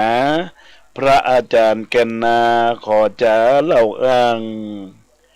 วัดสันขยอมเลียงรองสว่างสัทธานนำตางสืบใจเจิญฮับฟังนาจักจะเล่าไว้ผู้ฟังเหนือใต้นำมาฟังธรรมะนี้ตุปีอุจาขอเจิญศรัทธาฮับฟังกันเนื้อเจ้าฮับฟังกันเนื้อเจ้ากราบนมัสการถวายความเคารพหลวงพ่อพระธรรมเสนาบดีรองเจ้าคณะภาค7เจ้าวาดวัดพระธาตุดอยสุเทพราชวรวิหารประสงค์อันมีครูบาอาจารย์หลวงพ่อพระครูสถิตธุราธรเจ้าวาดวัดสันขยอมวิหารอุโบสถไม้สักทองทรงล้านนาประสงค์เทรานุเทระครูบาอาจารย์จุตนจุองค์จุรูปเจริญพรเจริญธรรมธรรมสวัสดีกับบรรดาญาติโยมอุบาสกอุบาสิกาอันเป็นต้นว่าท่านอาจารย์พ่อครูวรบนามวงพรหมท่านผู้อำนวยการขึ้นวิทยุเพื่อกันท้องถิ่นจังหวัดเชียงใหม่ขึ้นพระพุทธศาสนาและจริยธรรม FM 96.0 วัดพระบรมธาตุเจ้าดอยสุเทพในการออกรายการจากศูนย์เผยแพร่ธรรมสำนักงานหอคำพญามังลายอาคารสุพรหมสุเทพครุประชาเมืองเชียงใหม่และได้รับการรับส่งสัญญาณจากบนดอยสุเทพจากท่านพระมหาประสิทธิ์ประสาธิโกผู้ควบคุมดูแลการส่งลิงก์สัญญาณบนวัดพระธาตุดอยสุเทพขอขอบคุณเป็นอย่างสูงบรรดาญาติโยมอุบาสกอุบาสิกาก็คงจะแปลกใจว่าเวลา 14 นาฬิกา 15 นาฬิกาบ่าย 2 โมงถึง 3 โมง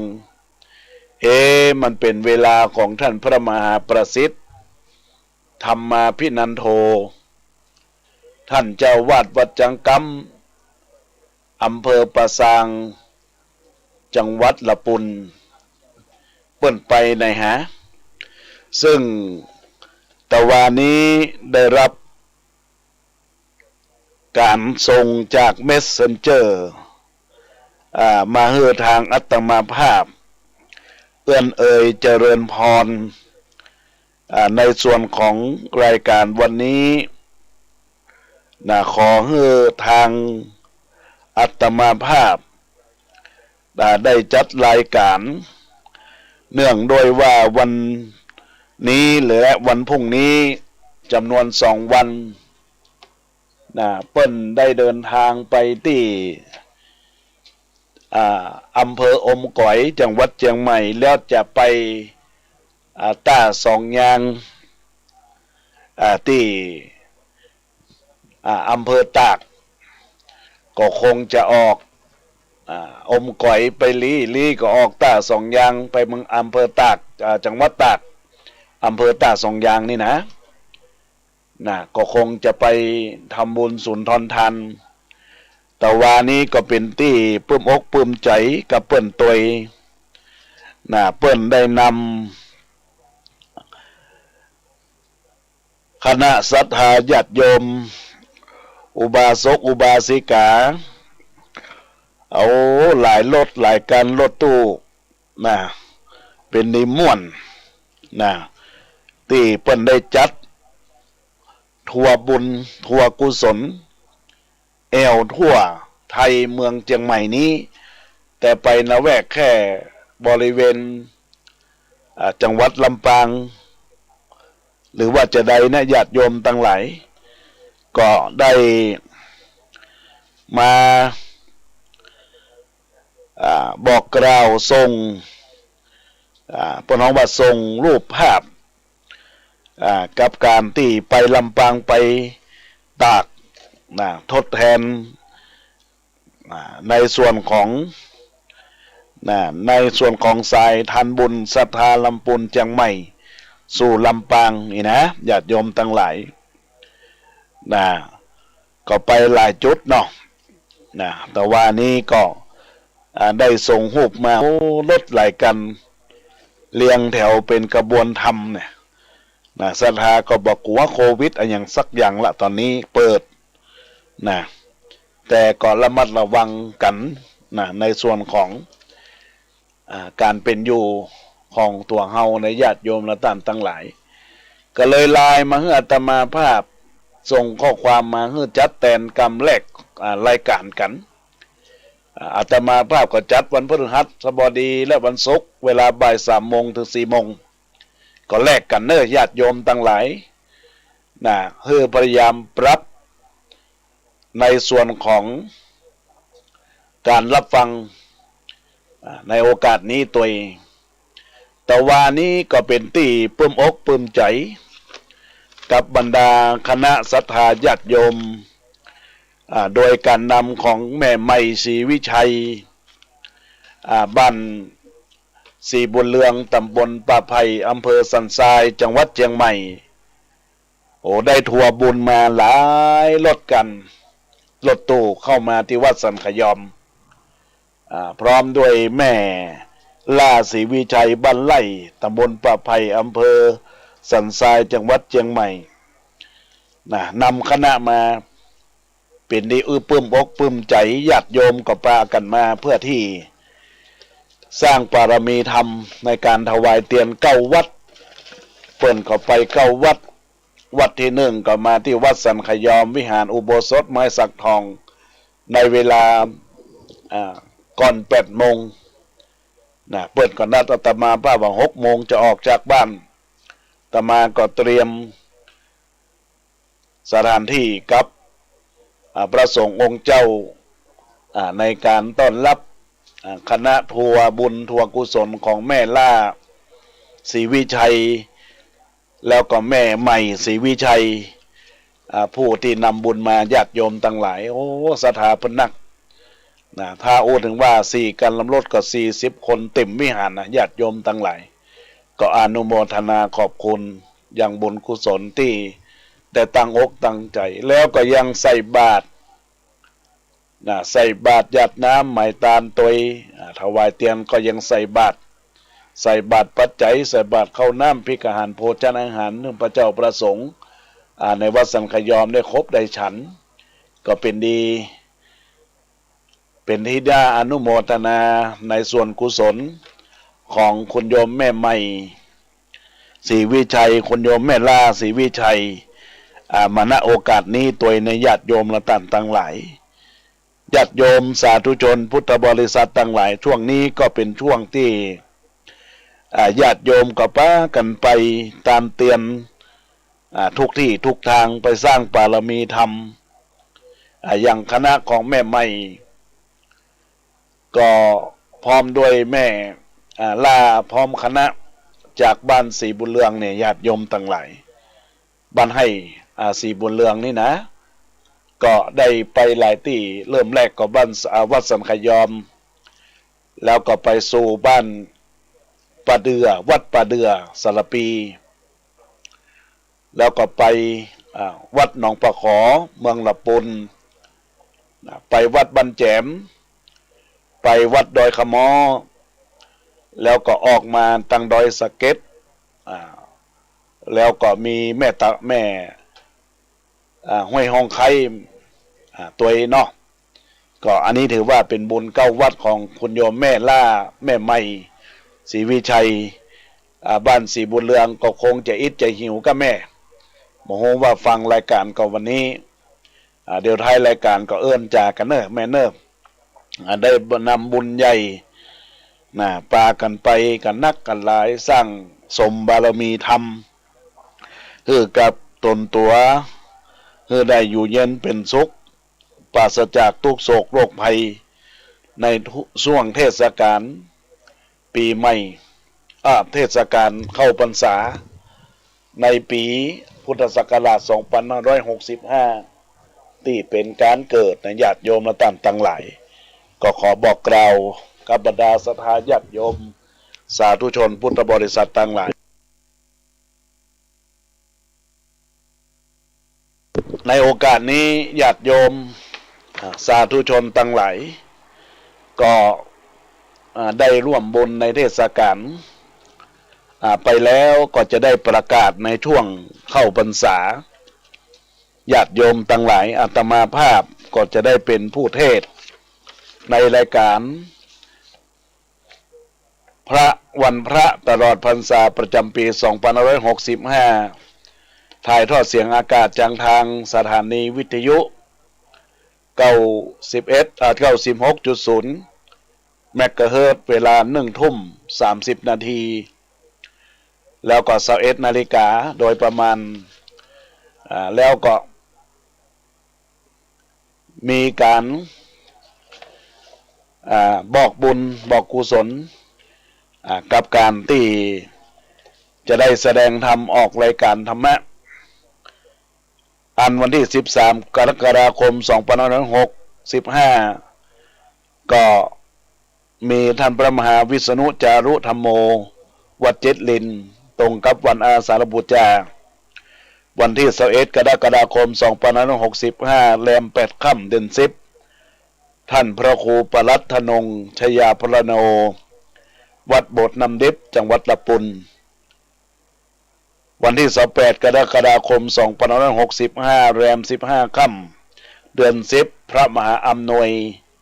ปัญญาวชิโรวัดประสิงห์วรมหาวิหารวันที่5 สิงหาคมขึ้น8 ค่ำเดือน 11ท่านพระมหาสกุลมหาวิโลผู้ช่วยศาสตราจารย์ด็อกเตอร์วัดผาขาววันที่12 สิงหาคม 2565 ขึ้น15 ค่ำเดือน 11พระครูศรีบุตริคนด็อกเตอร์วัดตาไมอิเป็นวันแม่แห่งชาติพอดีวันที่20 สิงหาคมพุทธศักราช 2565 แรม 8 ค่ำเดือน 11พระครูศิริสุตาปิมลผู้ช่วยศาสตราจารย์ด็อกเตอร์วัดสุพรรณรังสีจังหวัดละปุนเปิ้นจะได้ไปเต้ที่บริเวณสำนักงานหอคำพญามังลายตัวยในวันนั้นเพราะว่าเป็นกิจกรรมพิเศษเทศรถด่วนขบวนพิเศษของพุทธสมาคมยุวพุทธิกะสมาคมและกลุ่มหนุ่มสาวจังหวัดเชียงใหม่ณบริเวณควงวัฒนธรรมหอคำพญามังลายของสำนักงานอำนวยการสถานีอาตมาภาพก็จะได้ไปร่วมจะได้เจริญพรญาติโยมไปร่วมตัว ในค่ำคืนวันนั้นและหลังจากนั้นวันที่26 สิงหาคม 2565 แรม 14 ค่ำเดือน 11 เหนือก็ได้เป็นเวลาและโอกาสของอาตมาภาพพระครูประหลัดกิติพงศ์กิติโสพโนสำนักวัดสันขยอมได้เป็นองค์แสดงธรรม3 กันยายน 2565 ขึ้น 8 ค่ำเดือน 12ท่านพระครูประหลัดทีวัดชยานสิทธิวาทีวัดยังกวง10 กันยายน 2565 ขึ้น 15 ค่ำเดือน 12 เหนือพระครูอาทรวิสุทธิคุณวัดหนองตองตรงกับ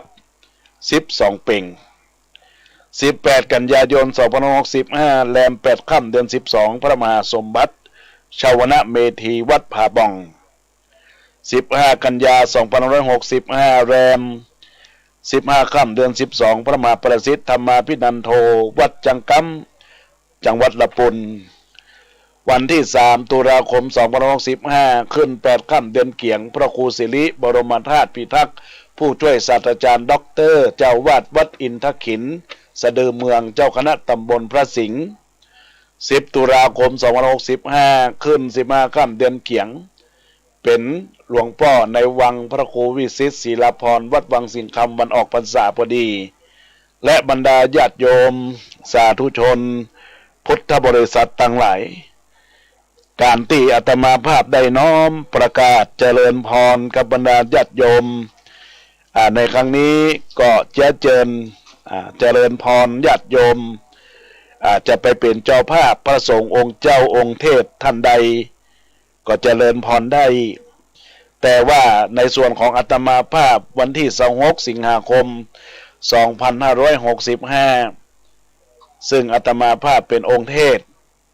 ก็มีเจ้าภาพมาร่วมบุญอันประกอบด้วยแม่ลำพันธ์แม่แดงก้อนแก้วจากบ้านจุมปราวอำเภอสัมปะตองจังหวัดเชียงใหม่200 บาท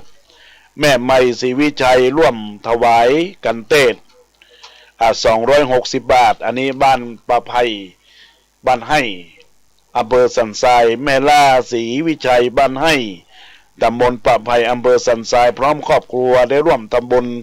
120 บาทก็ขออนุโมทนาและเจ้าภาพเก่าก็คือคนโยมจันทราจากบ้านอุโมงค์อำเภอเมืองละปูนอันนี้เป็นเจ้าภาพของอาตมาภาพจำนวนปัจจัย 1,000 บาทเปิ้นจะได้ติดกันเทศในวันที่6 กรกฎาคมจะไปปะกันที่วัดสุวรรณรามปารามตำบลอุโมงค์อำเภอเมืองจังหวัดละปุนญาติโยมช่วงนี้ก็ใกล้เทศกาลเข้าพรรษาก็การงานก็นักหน่ายญาติโยมดังนั้นแล้วญาติโยมสาธุชนพุทธบริษัททั้งหลายท่านใดอยากจะร่วมเป็นเจ้าภาพติดกันเทศกับอาตมาภาพหรือจะเป็นเจ้าภาพท่านใดก็แจ้งไปความสำนงจำนงหมายก็ขออนุโมทนาขอบคุณกับบรรดาญาติโยมอุบาสกอุบาสิกาเจ้าภาพเก่าเจ้าศรัทธาในวันที่26 สิงหาคม 2565 ในโอกาสที่อาตมาภาพเทศก็หมายมีคุณโยมจันจราโนพิวงศ์จากบ้านอุโมงค์ตำบลอุโมงค์อำเภอเมืองจังหวัดละปุนได้น้อมปัจจัยแจ้งความประสงค์ 1,000 บาทจตุปัจจัยนี้ญาติโยมทั้งหลายบ่หายไปไหนก็จะได้นำไปสมทบบูรณะอาคารสุพรมสุเทพคุรุประชาที่กำลังทำการแปลงสร้างแปลงไปอยู่ในขณะนี้ก็ร่วมอกร่วมใจกันญาติโยมสาธุชนพุทธบริษัททั้งหลายมาณโอกาสนี้ตัวญาติโยมและท่านทั้งหลายก็ขอบอกบุญบอกกุศลกับบรรดาศรัทธาญาติโยมสาธุชนในห่วงเทศกาลเข้าพรรษาก็มีการแสดงพระธรรมเทศนาแล้วอาตมาภาพจะได้ประกาศเชิญชวนญาติโยมสาธุชนฮับเป็นเจ้าภาพเทศแต่ละครั้งจะเทศทำเมืองในญาติโยมทั้งหลายก็ขอให้ญาติโยม จงมีความตั้งใจแน่วแน่ในลักษณะของการเป็นคนดี สังคมของมนุษย์เฮานี้มันจั่งมากมายไปด้วยปัญหาเดี๋ยวก็ปัญหาส่วนตัวเดี๋ยวก็ปัญหาส่วนรวมเดี๋ยวก็ปัญหาสังคมวุ่นวายกันไปหมดแต่ถ้าว่าปัญหาแต่ละปัญหานั้นถ้าต่างฝ่ายต่างใจปัญญาในที่ดีด้วยกันเข้าไปแก้ไขให้มันถูกต้องมันก็ยังดีมีเหตุมีผลอยู่ถ้าใจปัญญาไปแก้ไขโดยวิธีที่บ่ถูกต้องก็ยิ่งไปกันใหญ่มีปัญญามีปัญหาเพิ่มขึ้นมีนำซ้ำก็ยังทำให้คนในสังคมนั้นๆมีความวุ่นวายไปบ่มีเหตุบ่มีผลมีความโง่เขลาเบาปัญญานักเข้าไปคนเราก็ส่วนมากมักจะมองไปในส่วนอื่นๆหรือบุคคลอื่นโดยบ่มีการมองดูตัวเองคือมองข้ามตัวเองไปเสียอันยังก็บ่โทษนั่นโทษนี้โทษสิ่งนั้นโทษสิ่งนี้โทษคนนั้นโทษคนนี้หาว่าสิ่งนั้นสิ่งนี้เป็นต้นเหตุคนนั้นคนนี้ทำให้เดือดร้อนวุ่นวายกรณีชาวบ้านในหมู่บ้านหนึ่งเกิดมีคนตายติดต่อกัน 3-4 รายโดยห่างระยะกันบ่ถึง15 วันวันแรกตายด้วยโรคไซราเพราะเป็นผู้มีอายุมากแล้วป่วยกระเซาะกระแสะมานานหลายที่2ป่วยเป็นโรคประสาทมาหลายปีคิดจะฆ่าตัวตายมาหลายครั้งเบื่อตัวเองจึงแขวนคอตายรายที่3ดื่มเหล้าเข้าไปเมานิดหน่อยหรือว่าจะเมามากไปก็บ่ทราบขี่รถจักรยานสแลบลงข้างทางเอาหัวไปชนกับเสาหินบนไหล่ถนนสมองไหลตายคาไปก็เรียบร้อยรายที่4ขี่รถจักรยานยนต์เช่นกันรายนี้ก็นั่งซ้อนกัน3 คนสาเหตุที่ทำให้เขาเหล่านั้นตายหรือเจ็บก็เนื่องมาจากเจอกับตำรวจกลัวตำรวจจับทั้งที่ตำรวจก็บ่ได้ตามไปแต่ประการใดเพราะความกลัวที่ตัวเองทำผิดกฎจราจรขับรถเสียเร็วจี้เวจีเลยบ่ลังรอชนกับท้ายรถยนต์ตายคาที่ไป1บาดเจ็บเข้าไปโรงพยาบาลไป2ดีที่บ่ตายใบเสียทั้ง3ถ้าตายไปทั้ง3คนแผ่นดินนี้ก็จะได้หนาขึ้นไปอีกเยอะเจ้าบ้านในหมู่บ้าน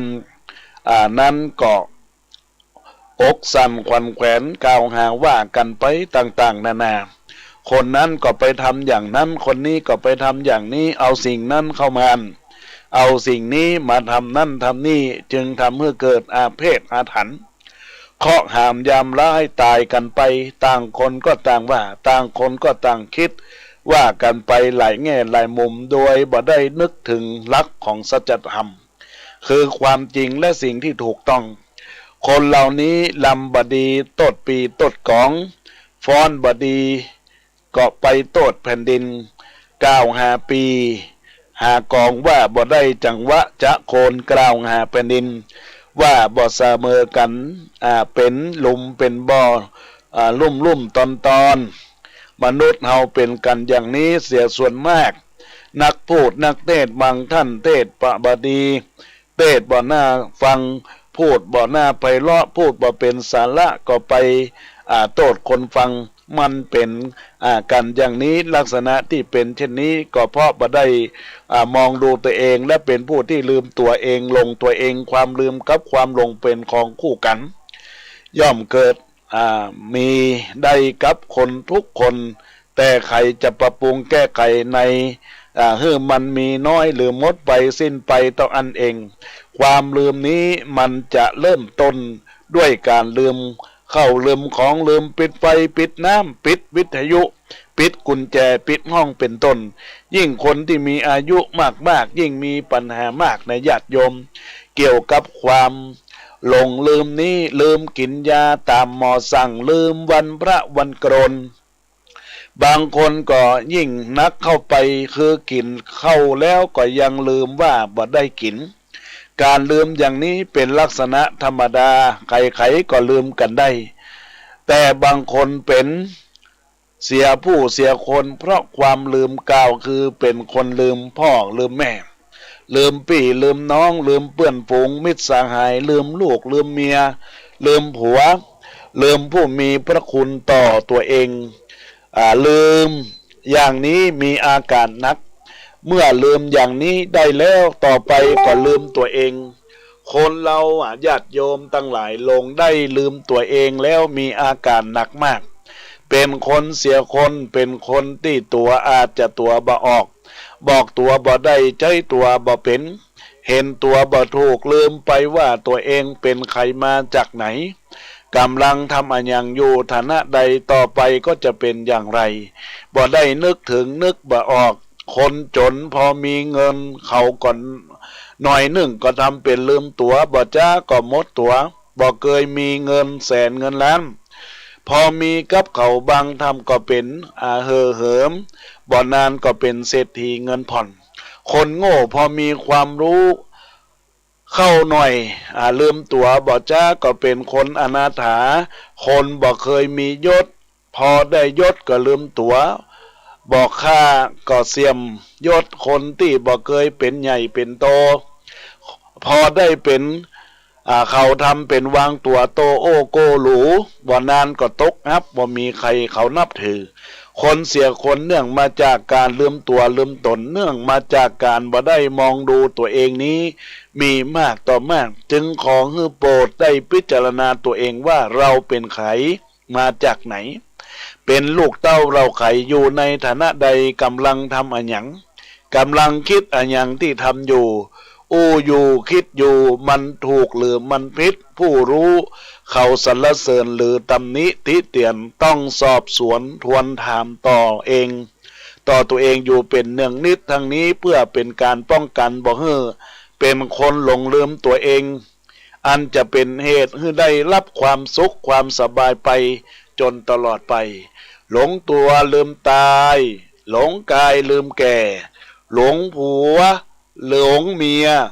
ลืมพ่อลืมแม่หลงตีแย่ๆก็คือหลงตัวเองนะญาติโยมอันนี้ก็เป็นหนทางแห่งความประมาทขนาดนะญาติโยมทั้งหลายคนหลงตัวเก่านี่นะญาติโยมทั้งหลายหลงตัวเก่าว่ามีความรอแล้วโดยธรรมชาติก็ยังไปทำสัญญกรรมนะญาติโยมทั้งหลายทำสัญญกรรมใส่จมูกใส่ตาหื้องามหื้อหล่อมันยิงก็ใส่ตาหื้อสวยงามขนตางอนแล้วก็ฉีดโพรท็อกใส่คางผ่าคางผ่าปากผ่าคออินาญาติโยมทั้งหลายเพื่อมีความสวยงามก็เพราะว่าความลงตัวยิ่งทำไปญาติโยมบางครั้งเกิดผิดพลาดหน้าเน่าได้นะญาติโยมทั้งหลายนี่คือความประมาทไงญาติโยมทั้งหลายแล้วก็ลงกายลืมแก่ก็เหมือนเดียวกันนะจากที่อาตมาภาพว่าสอบสัญญกรรมบยอม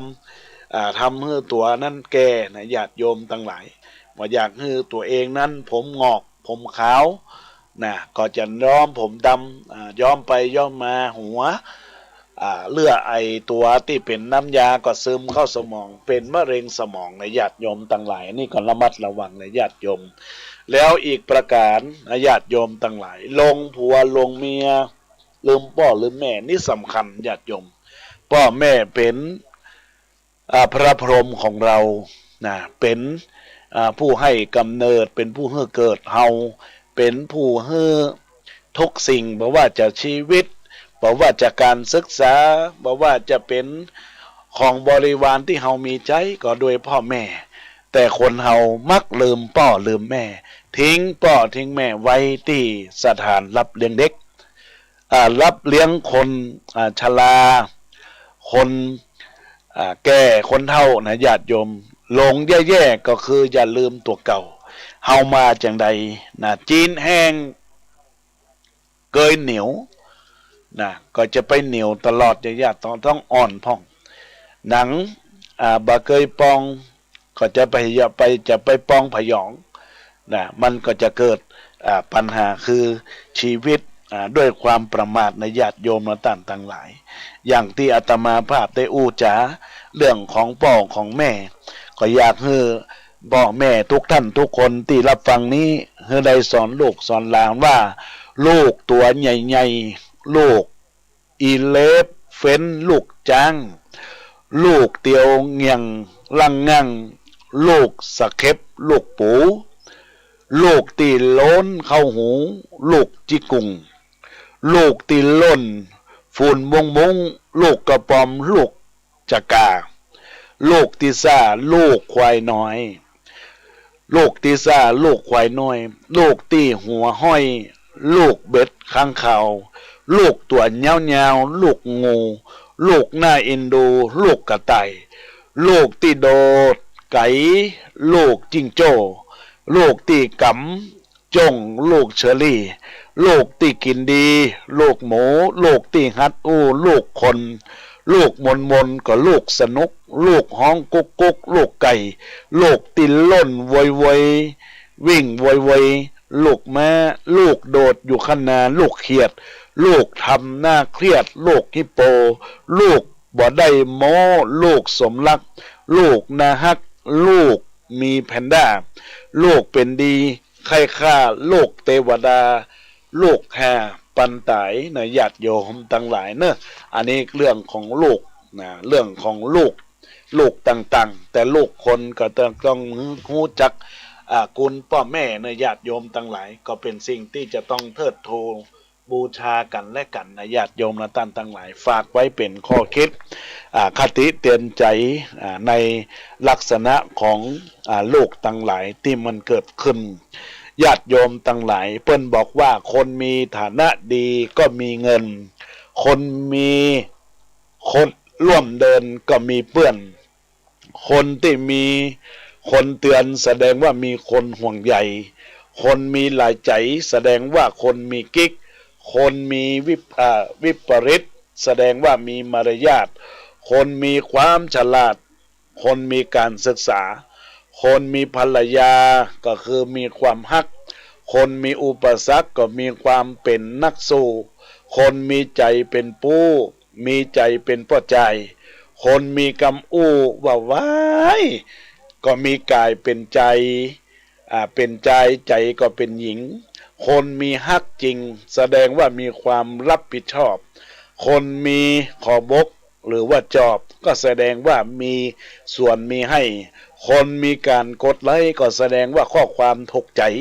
คนมีโทรศัพท์ใหม่ก็มีเครือข่ายสูงคนมีบุญก็แสดงว่ามีความดีรักษา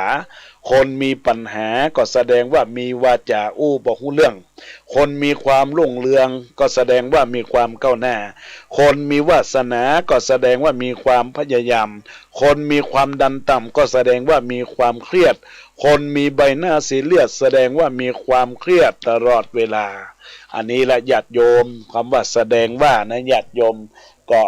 บ่งบอกถึงลักษณะนิสัยของคนและลักษณะของความเป็นอยู่เป็นไป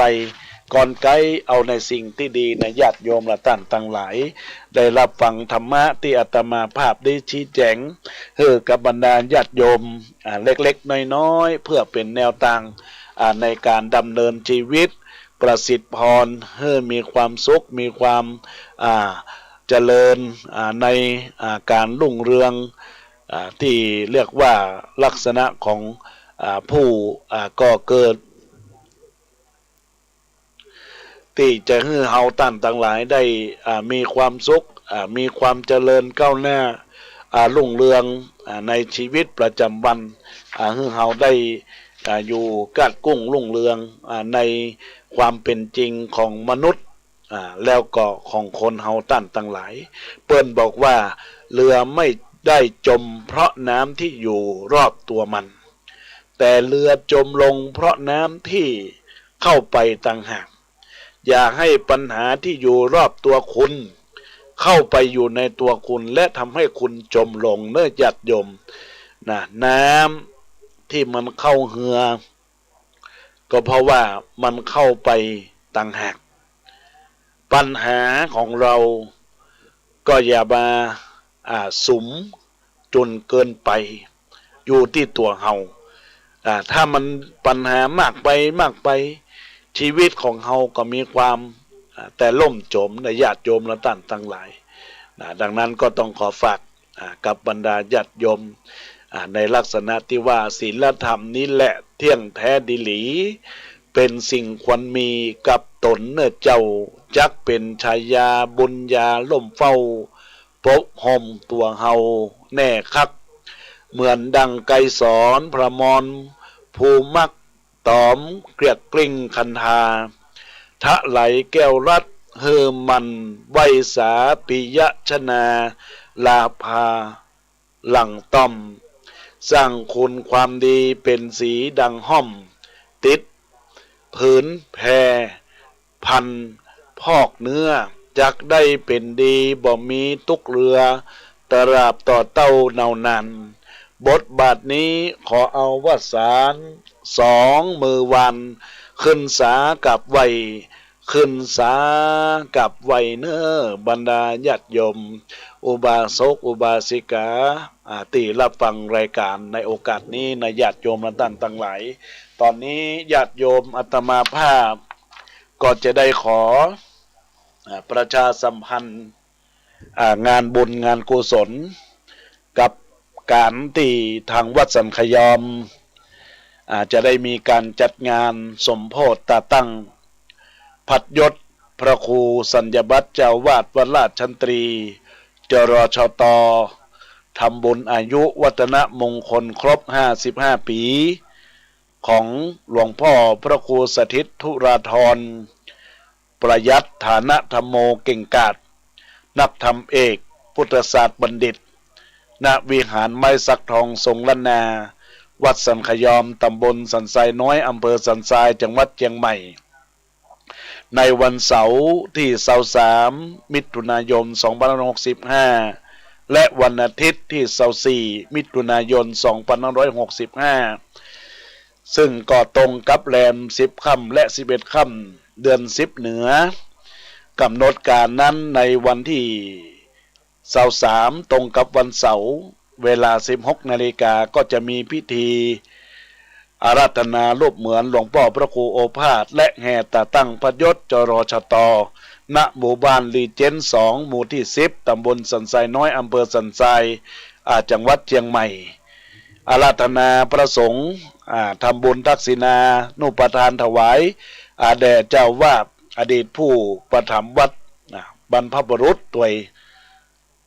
เจริญพรแม่ก้อยสันกำแพงวันนี้จะแฟนท่านมหาสันติกาเจ้าแม่นแตนมหาไปได้2 วันนะแม่เนอะติดตามตัวมันพวกตัวหำบันมันพวกตัวหำบันนะแม่เนอะอนุโมทนาขอบคุณกับแม่ที่เปิดสายหน้าไมค์ก่อนนออนุโมทนาขอบคุณตอนนี้กำลังจะเจริญพร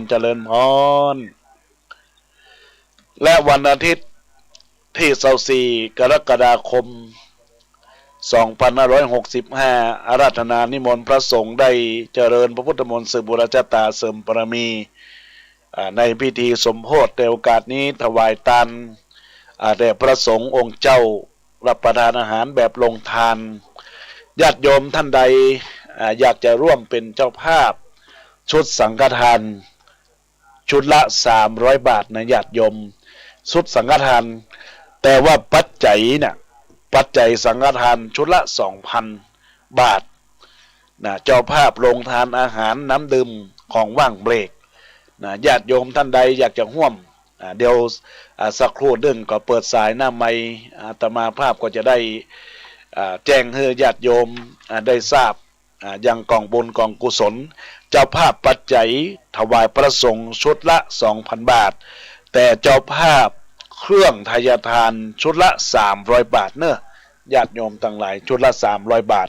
ก็ญาติโยมท่านใดอยากจะร่วมเป็นเจ้าภาพกับการฉลองตาตั้ง เจ้าวาดและพัดยศเจ้าวาดวราชมนตรีของท่านพระครูสถิตธุราธรท่านประยัตธนธรรมโมเก่งกาจนักธรรมเอกพรบก็แจ้งความประสงค์อาตมาภาพได้เพราะว่าเป็นเจ้าวาดของอาตมาเองก็จะได้นำปัจจัยที่ญาติโยมถวายปัจจัยพระสงฆ์ก็จะใส่ซองพระสงฆ์แล้วก็ส่วนสังฆทานก็ซื้อสังฆทานมาถวายชุดละ300 บาทก็เจริญพรญาติโยมได้ร่วมเป็นเจ้าภาพได้นะญาติโยมและท่านทั้งหลายตอนนี้จะได้ขอเจริญพรกับคุณโยมกัลยานิตตาทองได้ทักทายเข้ามาเจริญพรกับคุณโยมคนร่วมน้ำบางเจริญพรกับคุณโยมพินทองไข่โตะเจริญพรกับแม่มาลีนภิกุลเจริญพรกับแม่บุญเฉลียวสีบุญเลืองเจริญพรกับคุณโยมอัมภัยวีรสะเจริญพรกับยายนวลเตชะกุลพงกรเจริญพรกับคุณโยมนิชามนแสนคำเนอเจริญพรกับยายนวลหรือว่าแม่ประจงมนเตชะกุลพงกรได้ทักทายเข้ามาว่าตะวานี้ได้น้อมถวายภัตตาหารเป็นขนมเส้นน้ำเงี้ยวแล้วก็วันเข้าพรรษานี้จะไปร่วมทำบุญกันเทศของอาตมาภาพก็เจริญพรได้ในแม่เนอเจริญพรกับคุณโยมแม่ชีจินพานีอูทองเจริญพรกับคุณโยมจันจรัตน์แจ่มกระจ่างเจริญพรกับคุณโยมสายันแคบหมูยางกวงได้ทักทายเข้ามาในโอกาสนี้เนอะขอเจริญพรกับทุกคนทุกท่านตอนนี้มีสายเข้ามาเจริญพรแม่แสงละบ้านหนองบัวสดเวลาฟังอยู่แน่ฟังอยู่แต่ว่ามาด้วยเพื่อนก่อนแต่มันได้ไปค่ะอยู่คนเดียวลูกอยู่คนเดียวอันกะนึกว่ามาตัวอันกับแม่ล่ากับแม่อันใหม่นึกว่าหูจักกันเนาะบ่ใจเนาะมาโอ้เจ้านี่อยู่ตรงหลังวัดหนองบัวสดวัดหนองบัวสดนะแม่เนาะเดี๋ยวมีโอกาสมาร่วมบุญกันเนอะวันที่23-24จ้าก็เคยไปร่วมบุญตอนที่อยู่วัดเมโจนะอันกะเดี๋ยวก็มาทำกรรมนอกไหมนอกพระครูประลัดรองเนาะแม่นยินดีกับแม่เนอะรับฟังอยู่เนอะอนุโมทนาขอบคุณนะแม่เนอะเจริญพรจ้าจะไม่เจ้าแม่ละเนี่ยขออนุโมทนาขอบคุณกับแม่แสงล่าหลังวัดหนองอุโบสถได้ทักทายเข้ามาในโอกาสนี้ก็เจริญพรกับญาติโยมสาธุชนพุทธบริษัททั้งหลายอันใหม่มีคุณโยมแม่ครูเปรมจิตอุปพันธ์เจริญพรกับแม่นวลนิชชวชาติเจริญพรกับคุณโยมที่ได้ทักทายเข้ามาใน Messenger ทักทายเข้ามาคุณโยมอัมภัยวีรสะคุณโยมแม่หมอมันธนาแม่หมอนกอัมพันธ์จากบ้านแม่แตงเจริญพรกับแม่ทีจินพานีอูทองได้ทักทายมาว่าอยู่อำเภอกันทรักจังหวัดศรีสะเกษอยู่ก็อนุโมทนาขอบคุณกับคุณโยมที่ทักทายเข้ามาและเจริญพรกับทุกคนทุกท่านญาติโยมทั้งหลายเนอะท่านใดอยากจะโทรศัพท์เข้ามาเอ่ยในรายการธรรมะของอาตมาภาพในโอกาสเวลานี้ก็ทักทายเข้ามาที่เบอร์โทรศัพท์0962629694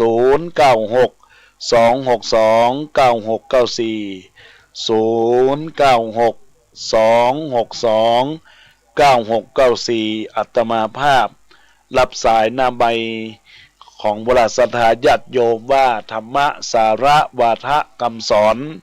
ความจริงแน่นอนคำสอนพระพุทธเจ้าสอนทำให้ดีบ่มีโศกเศร้าธรรมะเป็นลมเงาเปื้องปะถ้อยทีอาศัยภัยจะไปละฮือมันศึกษาน้ำธรรมสาระว่าไว้ฮือได้จดจำมันฟังศีลธรรมคำสอนพระเจ้ามันฟังศีลธรรมคำสอนพระเจ้าเนอะตอนนี้มีสายมาเจริญพรแม่ทองบ้านแจมก็มานะบ้านแจมก็มา มากันกะ อาตมาไม่ได้ไปอาตมาอันโยมตั้งสัตย์ทรายเพิ่นไปอยากประกาศให้เพื่อนเหนือแม่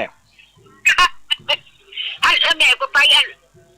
หาทุจอหน่อยอ่ะ อ๋อตุ ไป จัน ทำอุตุจังหน่อย อ๋อ เพราะลูกสาวไม่จู อ๋อแล้ว สาวอยู่ไม่จู ยังมาแวะมาหาวัดสังขยอมอ่ะ ก็มันคนละทางแล้วสิน่ะ อ๋อ แล้ววันนั้นหลาน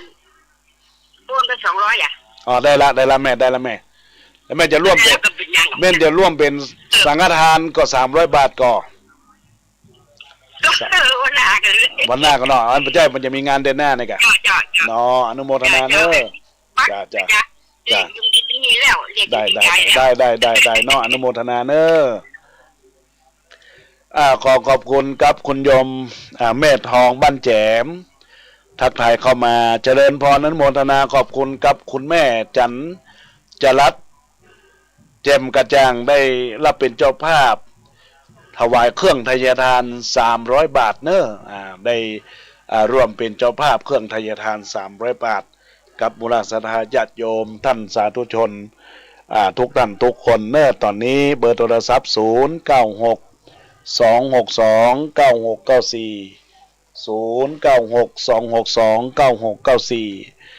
สร้างบารมีธรรมร่วมอกร่วมใจ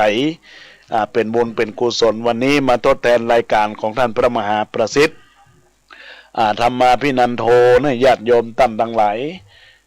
ก็ได้ทักทายเข้ามาในรายการได้นะญาติโยมทั้งหลายเวลาบ่าย2 โมง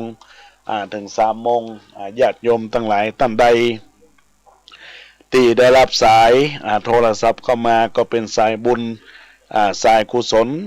กับตัวตนของเราและตัวตนของท่านทั้งหลายในโอกาสนี้ในญาติโยมและท่านทั้งหลายก็ขอเป็นบุญเป็นกุศลกับทุกคนทุกท่านเนอะได้ทักทายเข้ามาที่เบอร์โทรศัพท์0962629694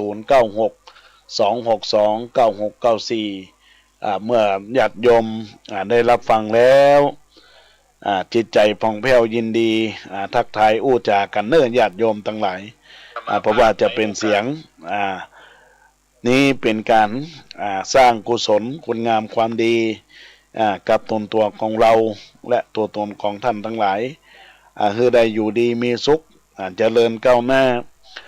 รุ่งเรืองให้ชีวิตเรามีแต่ความสุขความเจริญก้าวหน้ารุ่งเรืองกันต่อไปเนื้อญาติโยมและท่านทั้งหลายวันนี้ศรัทธาไปทางใดญาติโยมอาจจะคิดว่าเมื่อโทรศัพท์มาจะเป็นการทำบุญก็เป็นอย่างญาติโยมทั้งหลายโทรมาอู้เอ่ยคือขวัญกำลังใจก็เป็นดีจิ้นหวานใจแล้วญาติโยมในโอกาสที่ได้เอ่ยอู้จากันในวันนี้จะคิดจะได้แต่จะถูกจะทำในโอกาสต่อไปเพราะว่าจะมีงานวันที่23-24นะญาติโยมวันวานยังหวานอยู่อย่าหดหูดวงใจให้คลายหมองจิตผ่องใสใจเรืองรองคนสมปองดังหมายในสักวันนี้ที่เราต่อก็ดีนะใจเป็นพระเลิกลดละไร้สาระก็เลิกละกันเสียทุกอย่างเราต้องเคลียร์ต้องเสียให้ไกลห่างทุกอย่างนะญาติโยมนี้ก็เป็นสิ่งที่ญาติโยมจะได้นำไปเป็นข้อคิดคติเตือนใจจิตผ่องใสจิตเศร้าหมองจิตของเฮาก็จะเกิดความสุขความเจริญก้าวหน้ารุ่งเรืองแห่งชีวิตนะญาติโยมและท่านทั้งหลายก็ขอให้ญาติโยมทั้งหลายที่รับฟังรายการในโอกาสนี้ก็ขออนุโมทนาขอบคุณกับทุกคนทุกท่านในญาติโยมสาธุชนทั้งหลายในรายการในโอกาสวันนี้เมื่อญาติโยมได้รับฟังไปแล้วก็สร้างบารมีธรรมสร้างบารมีบุญเกิดจากจิตจากใจของเราท่านทั้งหลายพรที่ได้ประสิทธิ์ได้บังเกิดกับตนตัวญาติโยมตอนนี้มีสายเข้ามาเจริญพรแม่น้อยแม่คือดอยสะเก็ด จำนมัสการเจ้าค่ะ รับฟังอยู่เนอแม่นอวันนี้ เจ้า สาระธรรมอย่างวันนี้ นี่แค่ไหลแล้วฟังอย่างเดียวก็เลยเพิ่งว่า อ่านกะ อาจารย์เจ้า อ๋ออันการอนุโมทนาขอบคุณที่โทรมาเนอแม่เนอ เจ้าเป็นว่า จะมาแตนท่าน แล้วก็อันเพื่อเจอไปแลนทางวันพัดวันศุกร์เพิ่นไปตากไปลำปางพุ่นอนุโมทนาขอบคุณนะแม่เนอจ้ายินดีจ้าก็เจริญพรขอบคุณกับแม่วันจะพันจากอำเภอหางดงบอกว่าฟังอยู่เนอเจ้าก็ขออนุโมทนาขอบคุณกับบุญญาเจตนาที่รับฟังรายการธรรมะในโอกาสนี้โดยทั่วกันก็อนุโมทนาขอบคุณในญาติโยมทั้งหลายตอนนี้ก็มีคุณโยมแม่เฉลียวชัยวงศ์ทักทายเข้ามาได้อนุโมทนาขอบคุณกับคุณโยมแม่ตัวเนอตอนนี้เวลาท้ายสุดแล้วญาติโยมทั้งหลายเหลือเวลาทำ2-3 นาทีญาติโยมท่านใดอยากจะโทรศัพท์เข้ามาอู้จากันได้เนอ0962629694ทักทายเป็นบุญเป็นกุศลกับการสร้างบารมีธรรมสร้างบารมีบุญตอนนี้ก็มีสายเข้ามาเจริญพรแม่สมศรีบ้านน้องกอกอำเภอแม่แตง นมัสการเจ้าค่ะท่าน ฟัง ยังฟังและเป็นกำลังใจให้ท่านอยู่ อนุโมทนาขอบคุณกับแม่ตัวเนอแม่สมศรีเจริญพรจ้ายินดีขอบคุณกับแม่สมศรีบ้านหนองกอกอำเภอ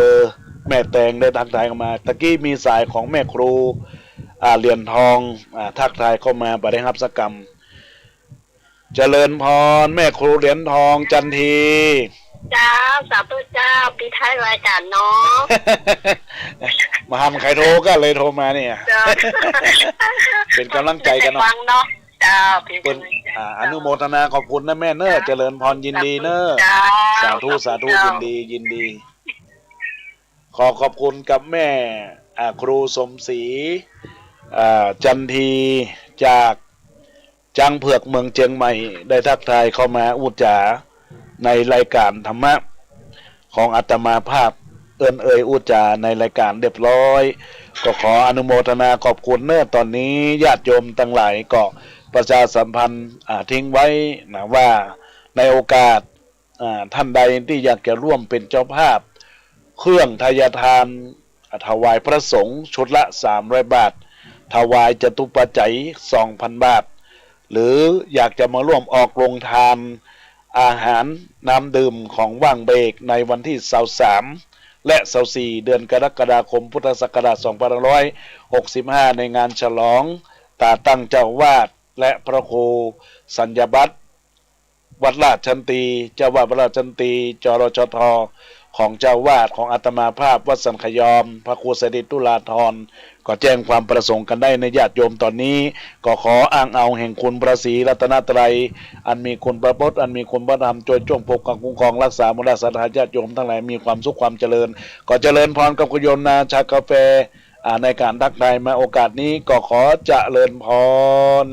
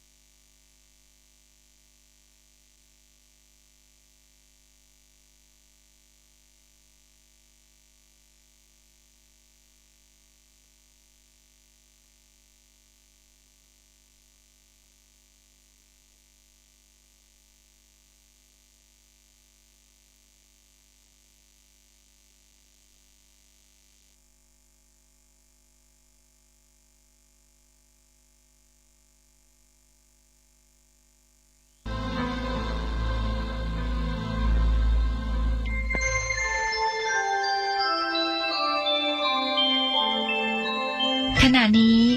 ท่านกำลังฟังสถานีวิทยุกระจายเสียงคลื่นเพื่อการศึกษาพระพุทธศาสนาและวัฒนธรรมระบบ FM 104.5 เมกะเฮิรตซ์ออกอากาศณวัดฝายหินตำบลสุเทพอำเภอเมืองจังหวัดเชียงใหม่โทรศัพท์053 226 058 053 810 406 053 943 691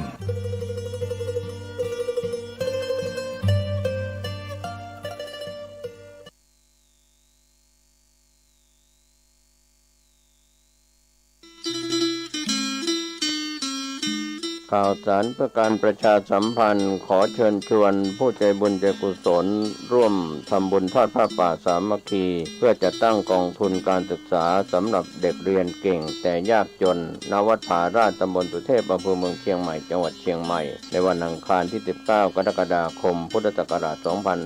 2565 โดยทางคณะกรรมการบริหารศูนย์อำนวยการขจัดความยากจนและพัฒนาคนทุกช่วงวัยอย่างยั่งยืนตามหลักปรัชญาเศรษฐกิจพอเพียงอำเภอพร้อมภาคเอกชนที่มีจิตศรัทธาเล็งเห็นความสำคัญของการศึกษาโดยนำเงินทอดผ้าป่าในครั้งนี้จะตั้งกองทุนการศึกษาสำหรับเด็กเรียนเก่งแต่ยากจนกำหนดการ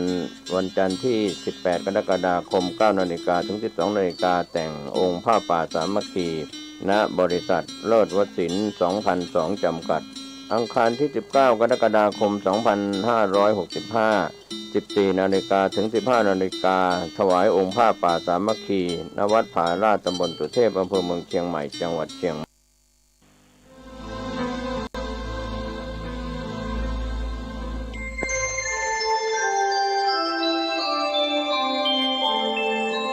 ขณะนี้ท่านกำลังฟังสถานีวิทยุกระจายเสียง FM 100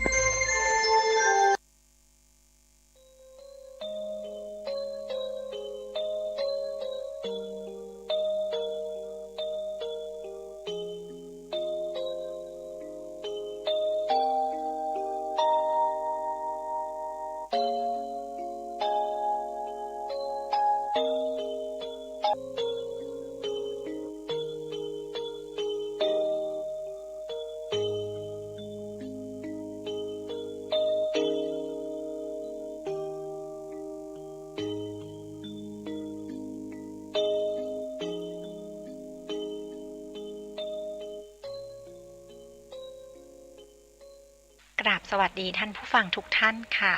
ตอนนี้ท่านกำลังรับฟังสถานีวิทยุ FM 104.5 เมกะเฮิรตซ์คลื่นวิทยุเพื่อการศึกษาพระพุทธศาสนาและวัฒนธรรมช่วงเวลาประมาณ 14 นาฬิกาถึง 15 นาฬิกาของทุกวันพฤหัสบดีจะเป็นช่วงของรายการนาสารสัตว์กับดิฉันผู้ช่วยศาสตราจารย์สัตวแพทย์หญิงดร.วีนาจูเปียซึ่งเป็นอาจารย์ประจำภาควิชาชีวศาสตร์ทีเลี่ยงอันนี้จะเป็นบทความตั้งแต่ปีที่แล้วนะคะท่านผู้ฟังตั้งแต่ตั้งแต่วันที่8พฤศจิกายนปีพุทธศักราช2564หรือปีที่แล้วนี่เองค่ะ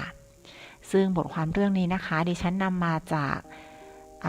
เว็บไซต์ PPTV ออนไลน์นะคะหรือ pptvhd36.com ค่ะส่วนเรื่องที่2นะคะจะเป็นบทความที่เกี่ยวกับข่าวเมื่อต้นสัปดาห์นี้เองนะคะซึ่งเป็นบทความที่มีชื่อเรื่องว่าตะลึงสัตวแพทย์ติดโควิดจากแมวพบไทยเป็นที่แรกของโลกค่ะนะคะซึ่งเรื่องนี้นะคะดิฉันนำมาจากข่าวนะคะเป็นข่าวที่อยู่ในเว็บไซต์คมชัดลึก .net ค่ะเอามาอ่านอัปเดตให้ท่านผู้ฟังฟังนะคะส่วนบทความเรื่องสุดท้ายนะคะ จะเป็นคิดว่าน่าจะเป็นประโยชน์สำหรับท่านผู้ฟังนะคะเป็นบทความที่มีชื่อเรื่องว่าวิธีปฏิบัติเมื่อสงสัยว่าน้องแมวติดโควิด -19 นะคะเราสามารถที่จะปฏิบัติตัวอย่างไรบ้างนะคะเรามาฟังกันซึ่งเรื่องนี้ดิฉันนำมาจากเว็บไซต์ lifemadewellness.com ค่ะนะคะเดี๋ยวก่อนที่ดิฉันจะอ่านบทความทั้ง3เรื่องให้ท่านผู้ฟังฟังดิฉันขอพักเบรกเปิดเพลงเพราะๆให้ท่านผู้ฟังฟังสักเพลงหนึ่งนะคะเดี๋ยวเรากลับมาพบกันค่ะบทความของปีที่โดยเป็นทั้งหมดที่ตรวจนั้นสัตว์เลี้ยงในครัวเรือนที่มีเจ้าของที่ติดเชื้อโควิด -19 ทั้งนี้สุนัข1ตัวมีอาการเล็กน้อยส่วนตัวอื่นๆที่ติดเชื้อนั้นไม่มีอาการค่ะรองศาสตราจารย์นายแพทย์ธีระยังระบุอีกว่าข้อมูลข้างต้นนี้ช่วยกระตุ้นให้เราตระหนักถึงความสำคัญว่าคนที่ติดเชื้อจะสามารถถ่ายทอดไปยังสัตว์เลี้ยงได้ดังนั้นหากมีอาการไม่สบายนอกจากการแยกตัวจากสมาชิกในครอบครัวแล้วนะคะเรายังควรหลีกเลี่ยงการไปคลุกคลีกับสัตว์เลี้ยงในบ้านด้วยเพราะว่าการที่เราไปคลุกคลีกับสัตว์เลี้ยงในบ้านก็อาจจะทำให้สัตว์เลี้ยงในบ้านเนี่ยไปเล่นกับคนอื่นที่ยังไม่ติดเชื้อที่อยู่ในบ้านนะคะแล้วก็อาจจะทำให้เกิดการติดเชื้อไปยังคนอื่นที่ยังปลอดภัยอยู่ได้นะคะท่านผู้ฟังฉะนั้นการไม่ไปคลุกคลีกับสัตว์เลี้ยงเวลาเราไม่สบายนอกจากจะช่วยป้องกันสัตว์ไม่ให้ติดเชื้อและไม่เป็นตัวพาหะนำเชื้อไปยังคนอื่นในบ้านที่จะเข้ามาสัมผัสนั้นมันก็เป็นการป้องกันการติดเชื้อได้ด้วยนะคะเพราะฉะนั้นคนที่ป่วยก็ไม่ควรจะเล่นหรือว่าไปคลุกคลีกับสัตว์เลี้ยงที่อยู่ในบ้านนะคะนอกจากจะกักตัวเราจากคนแล้วก็ยังควรที่จะกักตัวเราออกจากสัตว์ด้วยซึ่งเรื่องนี้นะคะได้อ้างอิงจากคุณใจรักและคณะนะคะซึ่งเป็นคนเขียนบทความเรื่องเกี่ยวกับเคสแรก first cases of SARS-CoV-2 infection in dogs and cats in Thailand นะคะค่ะอันนี้ก็จะเป็นเรื่องเกี่ยวกับการที่สัตว์ซึ่งสัตว์ที่คลุกคลีกับเราก็จะเป็นพวกสุนัขแล้วก็แมวนะคะติดเชื้อโควิด -19 จากคนนะคะแล้วก็วิธีการเลี่ยงวิธีแนะนำนะคะให้กับคนที่ติดเชื้อก็คือไม่ควรจะไปคลุกนอกจากการแยกตัวออกจากคนที่อยู่ในบ้านแล้วยังต้องไม่ไปเล่นหรือว่าไม่ไปคลุกคลีกับสัตว์ที่อยู่ในบ้านด้วยนะคะอันนี้ก็จะเป็นการป้องกันนะคะการแพร่กระจายของเชื้อจากตัวเราไปสู่สัตว์แล้วก็ไปสู่คนอื่นๆนั่นเองค่ะท่านผู้ฟังค่ะอันนี้ก็จะเป็นเรื่องเกี่ยวกับการติดเชื้อโควิดจากคนไปสู่สัตว์นะคะเดี๋ยวบทความเรื่องต่อไปนะคะจะเป็นเรื่องเกี่ยวกับบทความร้อนๆเลยล่ะค่ะท่านผู้ฟังเป็นงานวิจัยของคนไทยนี่เองนะคะซึ่งเขาค้นพบว่าแมวสามารถนำเชื้อโควิด -19 มาสู่คนได้เป็นยังไงนำเชื้อไปสู่ใครเดี๋ยวกลับมาฟังกันนะคะก่อนที่ดิฉันจะอ่านบทความเรื่องที่2ให้ท่านผู้ฟังฟังดิฉันขอเปิดเพลงเพราะๆให้ท่านผู้ฟังฟังสักเพลงหนึ่งเดี๋ยวเรากลับมาพบกันค่ะสัตวแพทย์ติดโควิดจากแมวนะคะหรือคนนะคะท่านผู้ฟังจากการหายใจหรือว่านั่งกันห่างๆอะไรเงี้ยอาจจะยังพอป้องกันโรคได้แต่จากข่าวนี้นะคะทำให้เราทราบว่าการจามนะคะจากคนหรือว่าสัตว์ที่ป่วยเป็นโควิด -19 เนี่ยแค่หน้ากากอนามัยชิ้นเดียวเนี่ยไม่สามารถที่จะป้องกันโรคได้นะคะเพราะฉะนั้นควรจะมีเฟสชิลด์รวมด้วยเนาะแต่ถ้าเกิดเฟสชิลด์มันก็ไม่สะดวกใช่ไหมคะเวลาเราจะทำงานหรือเวลาจะทำอะไรอะค่ะมันก็ไม่ค่อยสะดวกเนาะค่ะแต่ว่าถ้ามีมันก็จะเป็นการป้องกันได้อีกด่านหนึ่งนะคะที่จะไม่ให้เชื้อเข้ามาสู่เราได้โดยง่ายนะคะค่ะ สำหรับบทความเรื่องนี้ก็มีประมาณนี้นะคะท่านผู้ฟังแล้วก็รอฟังข่าวต่อไปนะคะว่าจะมีรายงานการติดเชื้อจากสัตว์ชนิดไหนมาสู่คนอีกนะคะน่าจะมีข่าวออกมาเรื่อยๆนะคะก็เป็นข่าวของโควิด -19 ซึ่งตอนนี้ก็ยังเป็นเหตุการณ์หรือว่าสถานการณ์ที่ยังน่ากังวลอยู่ค่ะท่านฟังถึงแม้มันจะลดลงแล้วแต่เราก็ไม่รู้ว่ามันจะมีอะไรใหม่ปะทุขึ้นมาอีกหรือเปล่านะคะแต่ยังไงก็ตามท่านผู้ฟังก็ป้องกันตนเองดีที่สุดเลยค่ะสำหรับบทความเรื่องต่อไปนะคะจะเป็นเรื่องเกี่ยวกับวิธีปฏิบัติเมื่อสงสัยว่าน้องแมวติดโควิด -19 เราจะปฏิบัติตัวยังไงนะคะ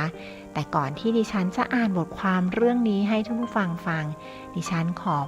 พักเบรกเปิดเพลงเพราะๆให้ท่านผู้ฟังฟังสักเพลงหนึ่งนะคะเดี๋ยวเรากลับมาพบกันค่ะ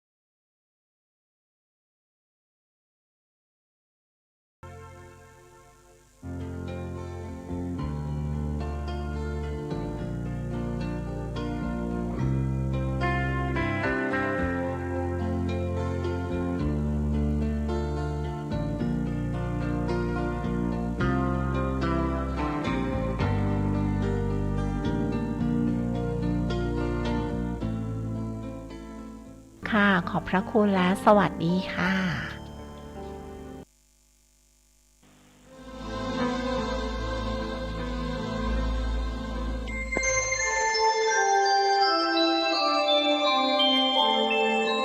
ขณะนี้ท่านกำลังฟังสถานีวิทยุกระจายเสียง FM 104.5 เมกะเฮิรตซ์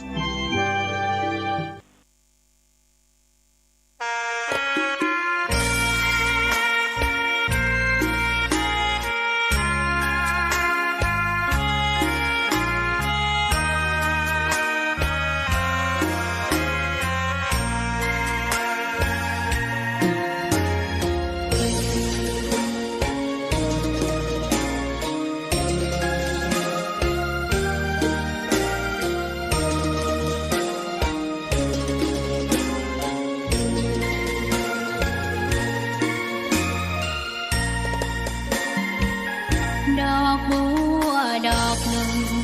พึงใจไว้เพื่อบูชาแด่องค์พระศาสดาสัมมาสัมพุทธเจ้ามีความงามเงียบไม่เปรียบเทียบเขาเทียบเราใครมองไม่งามช่างเขาแต่เจ้าก็คือดอกบัวด้วยความสัตย์ซื่อยึดถือความดีเป็นหลักใครรักไม่รักก็ไม่จมปลักมองมัวเมื่อโผล่พ้นน้ำก็เห็นความงามในตัวไม่ยึดติดในตมชั่วขอเป็นดอกบัวดอกดีใครไม่มองว่าบัวงามเด่นแต่บัวก็เป็นดอกบัวทุกวันอย่างนี้ไม่อยากเด่นดังแต่มุ่งหวังในทางเด่นดีเกิดมาเพื่อสร้างบารมีถวายชีพนี้บูชาดอกบัวดอกน้อยเฝ้าคอยคนที่ใจบุญมาโอบเอื้อเกื้อกูลรู้ค่าของบุญเก็บบัวขึ้นมาเพื่อสร้างความดีและเสริมบารมีดังว่าใช้ดอกบัวนี้บูชาพระสัมมาสัมพุทธองค์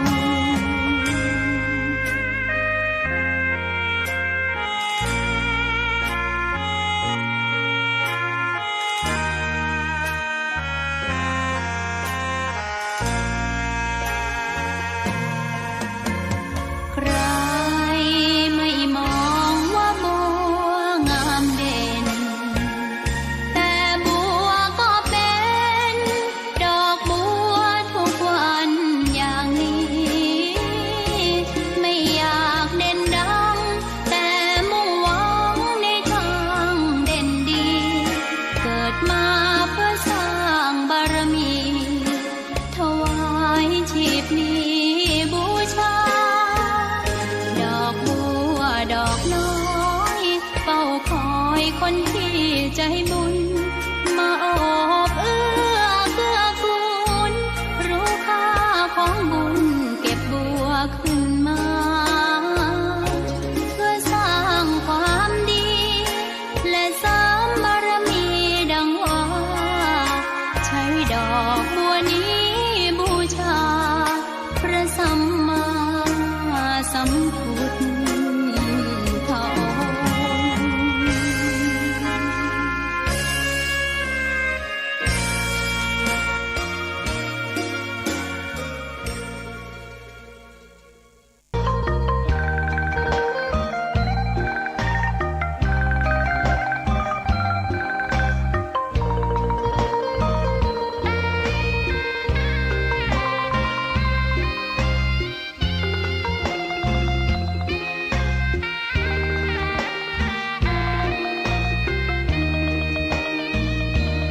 ตาฟ้าหรือบารมีชักนำถึงอยู่แสนไกลล้ำพระธรรมไม่มีมองไม่ฟ้าเพียงดินยังทวินฝันไฟเข้าดงขมิ้นเมื่อใดอิ่มอกอิ่มใจเสมอสายทางคนดีใจน้อมอธิษฐานบารมีสิ่งดีที่ได้พบเจอเห็นชายผ้าเหลืองทุกวันฝันเพ้ออยากบวชจริงละเมอเข้าวัดบ้านคงเป็นบุญที่เคยเป็นทุนสร้างมารักผ้าเหลืองดังว่าปรารถนายึดมั่นอยากบวชทุกทีผ้าเหลืองผืนนี้ผูกพันอยู่ในใจทุกวันใฝ่ฝันถึงผ้าเหลืองกายวาจาใจสัญญาว่าไม่เสื่อมคลายหัวใจมุ่งหมายเนืองไม่มีอะไรมากันให้คุณคืนศรัทธาผ้าเหลืองบวชเป็นเรื่องใหญ่เราวันรอคอยเข้าโบสถ์ได้บวชเสียทีเป็นคนสุขเต็มที่ตามรอยความดีพระพุทธเจ้าไม่ลืมบุญคุณพ่อแม่การุณเลี้ยงเราผ้าเหลืองห่มกายคลายเศร้าพ่อเราแม่เราศรัทธาสุขใจจริงๆเป็นชายแต่หัวใจสิงพูดจริงทำจริง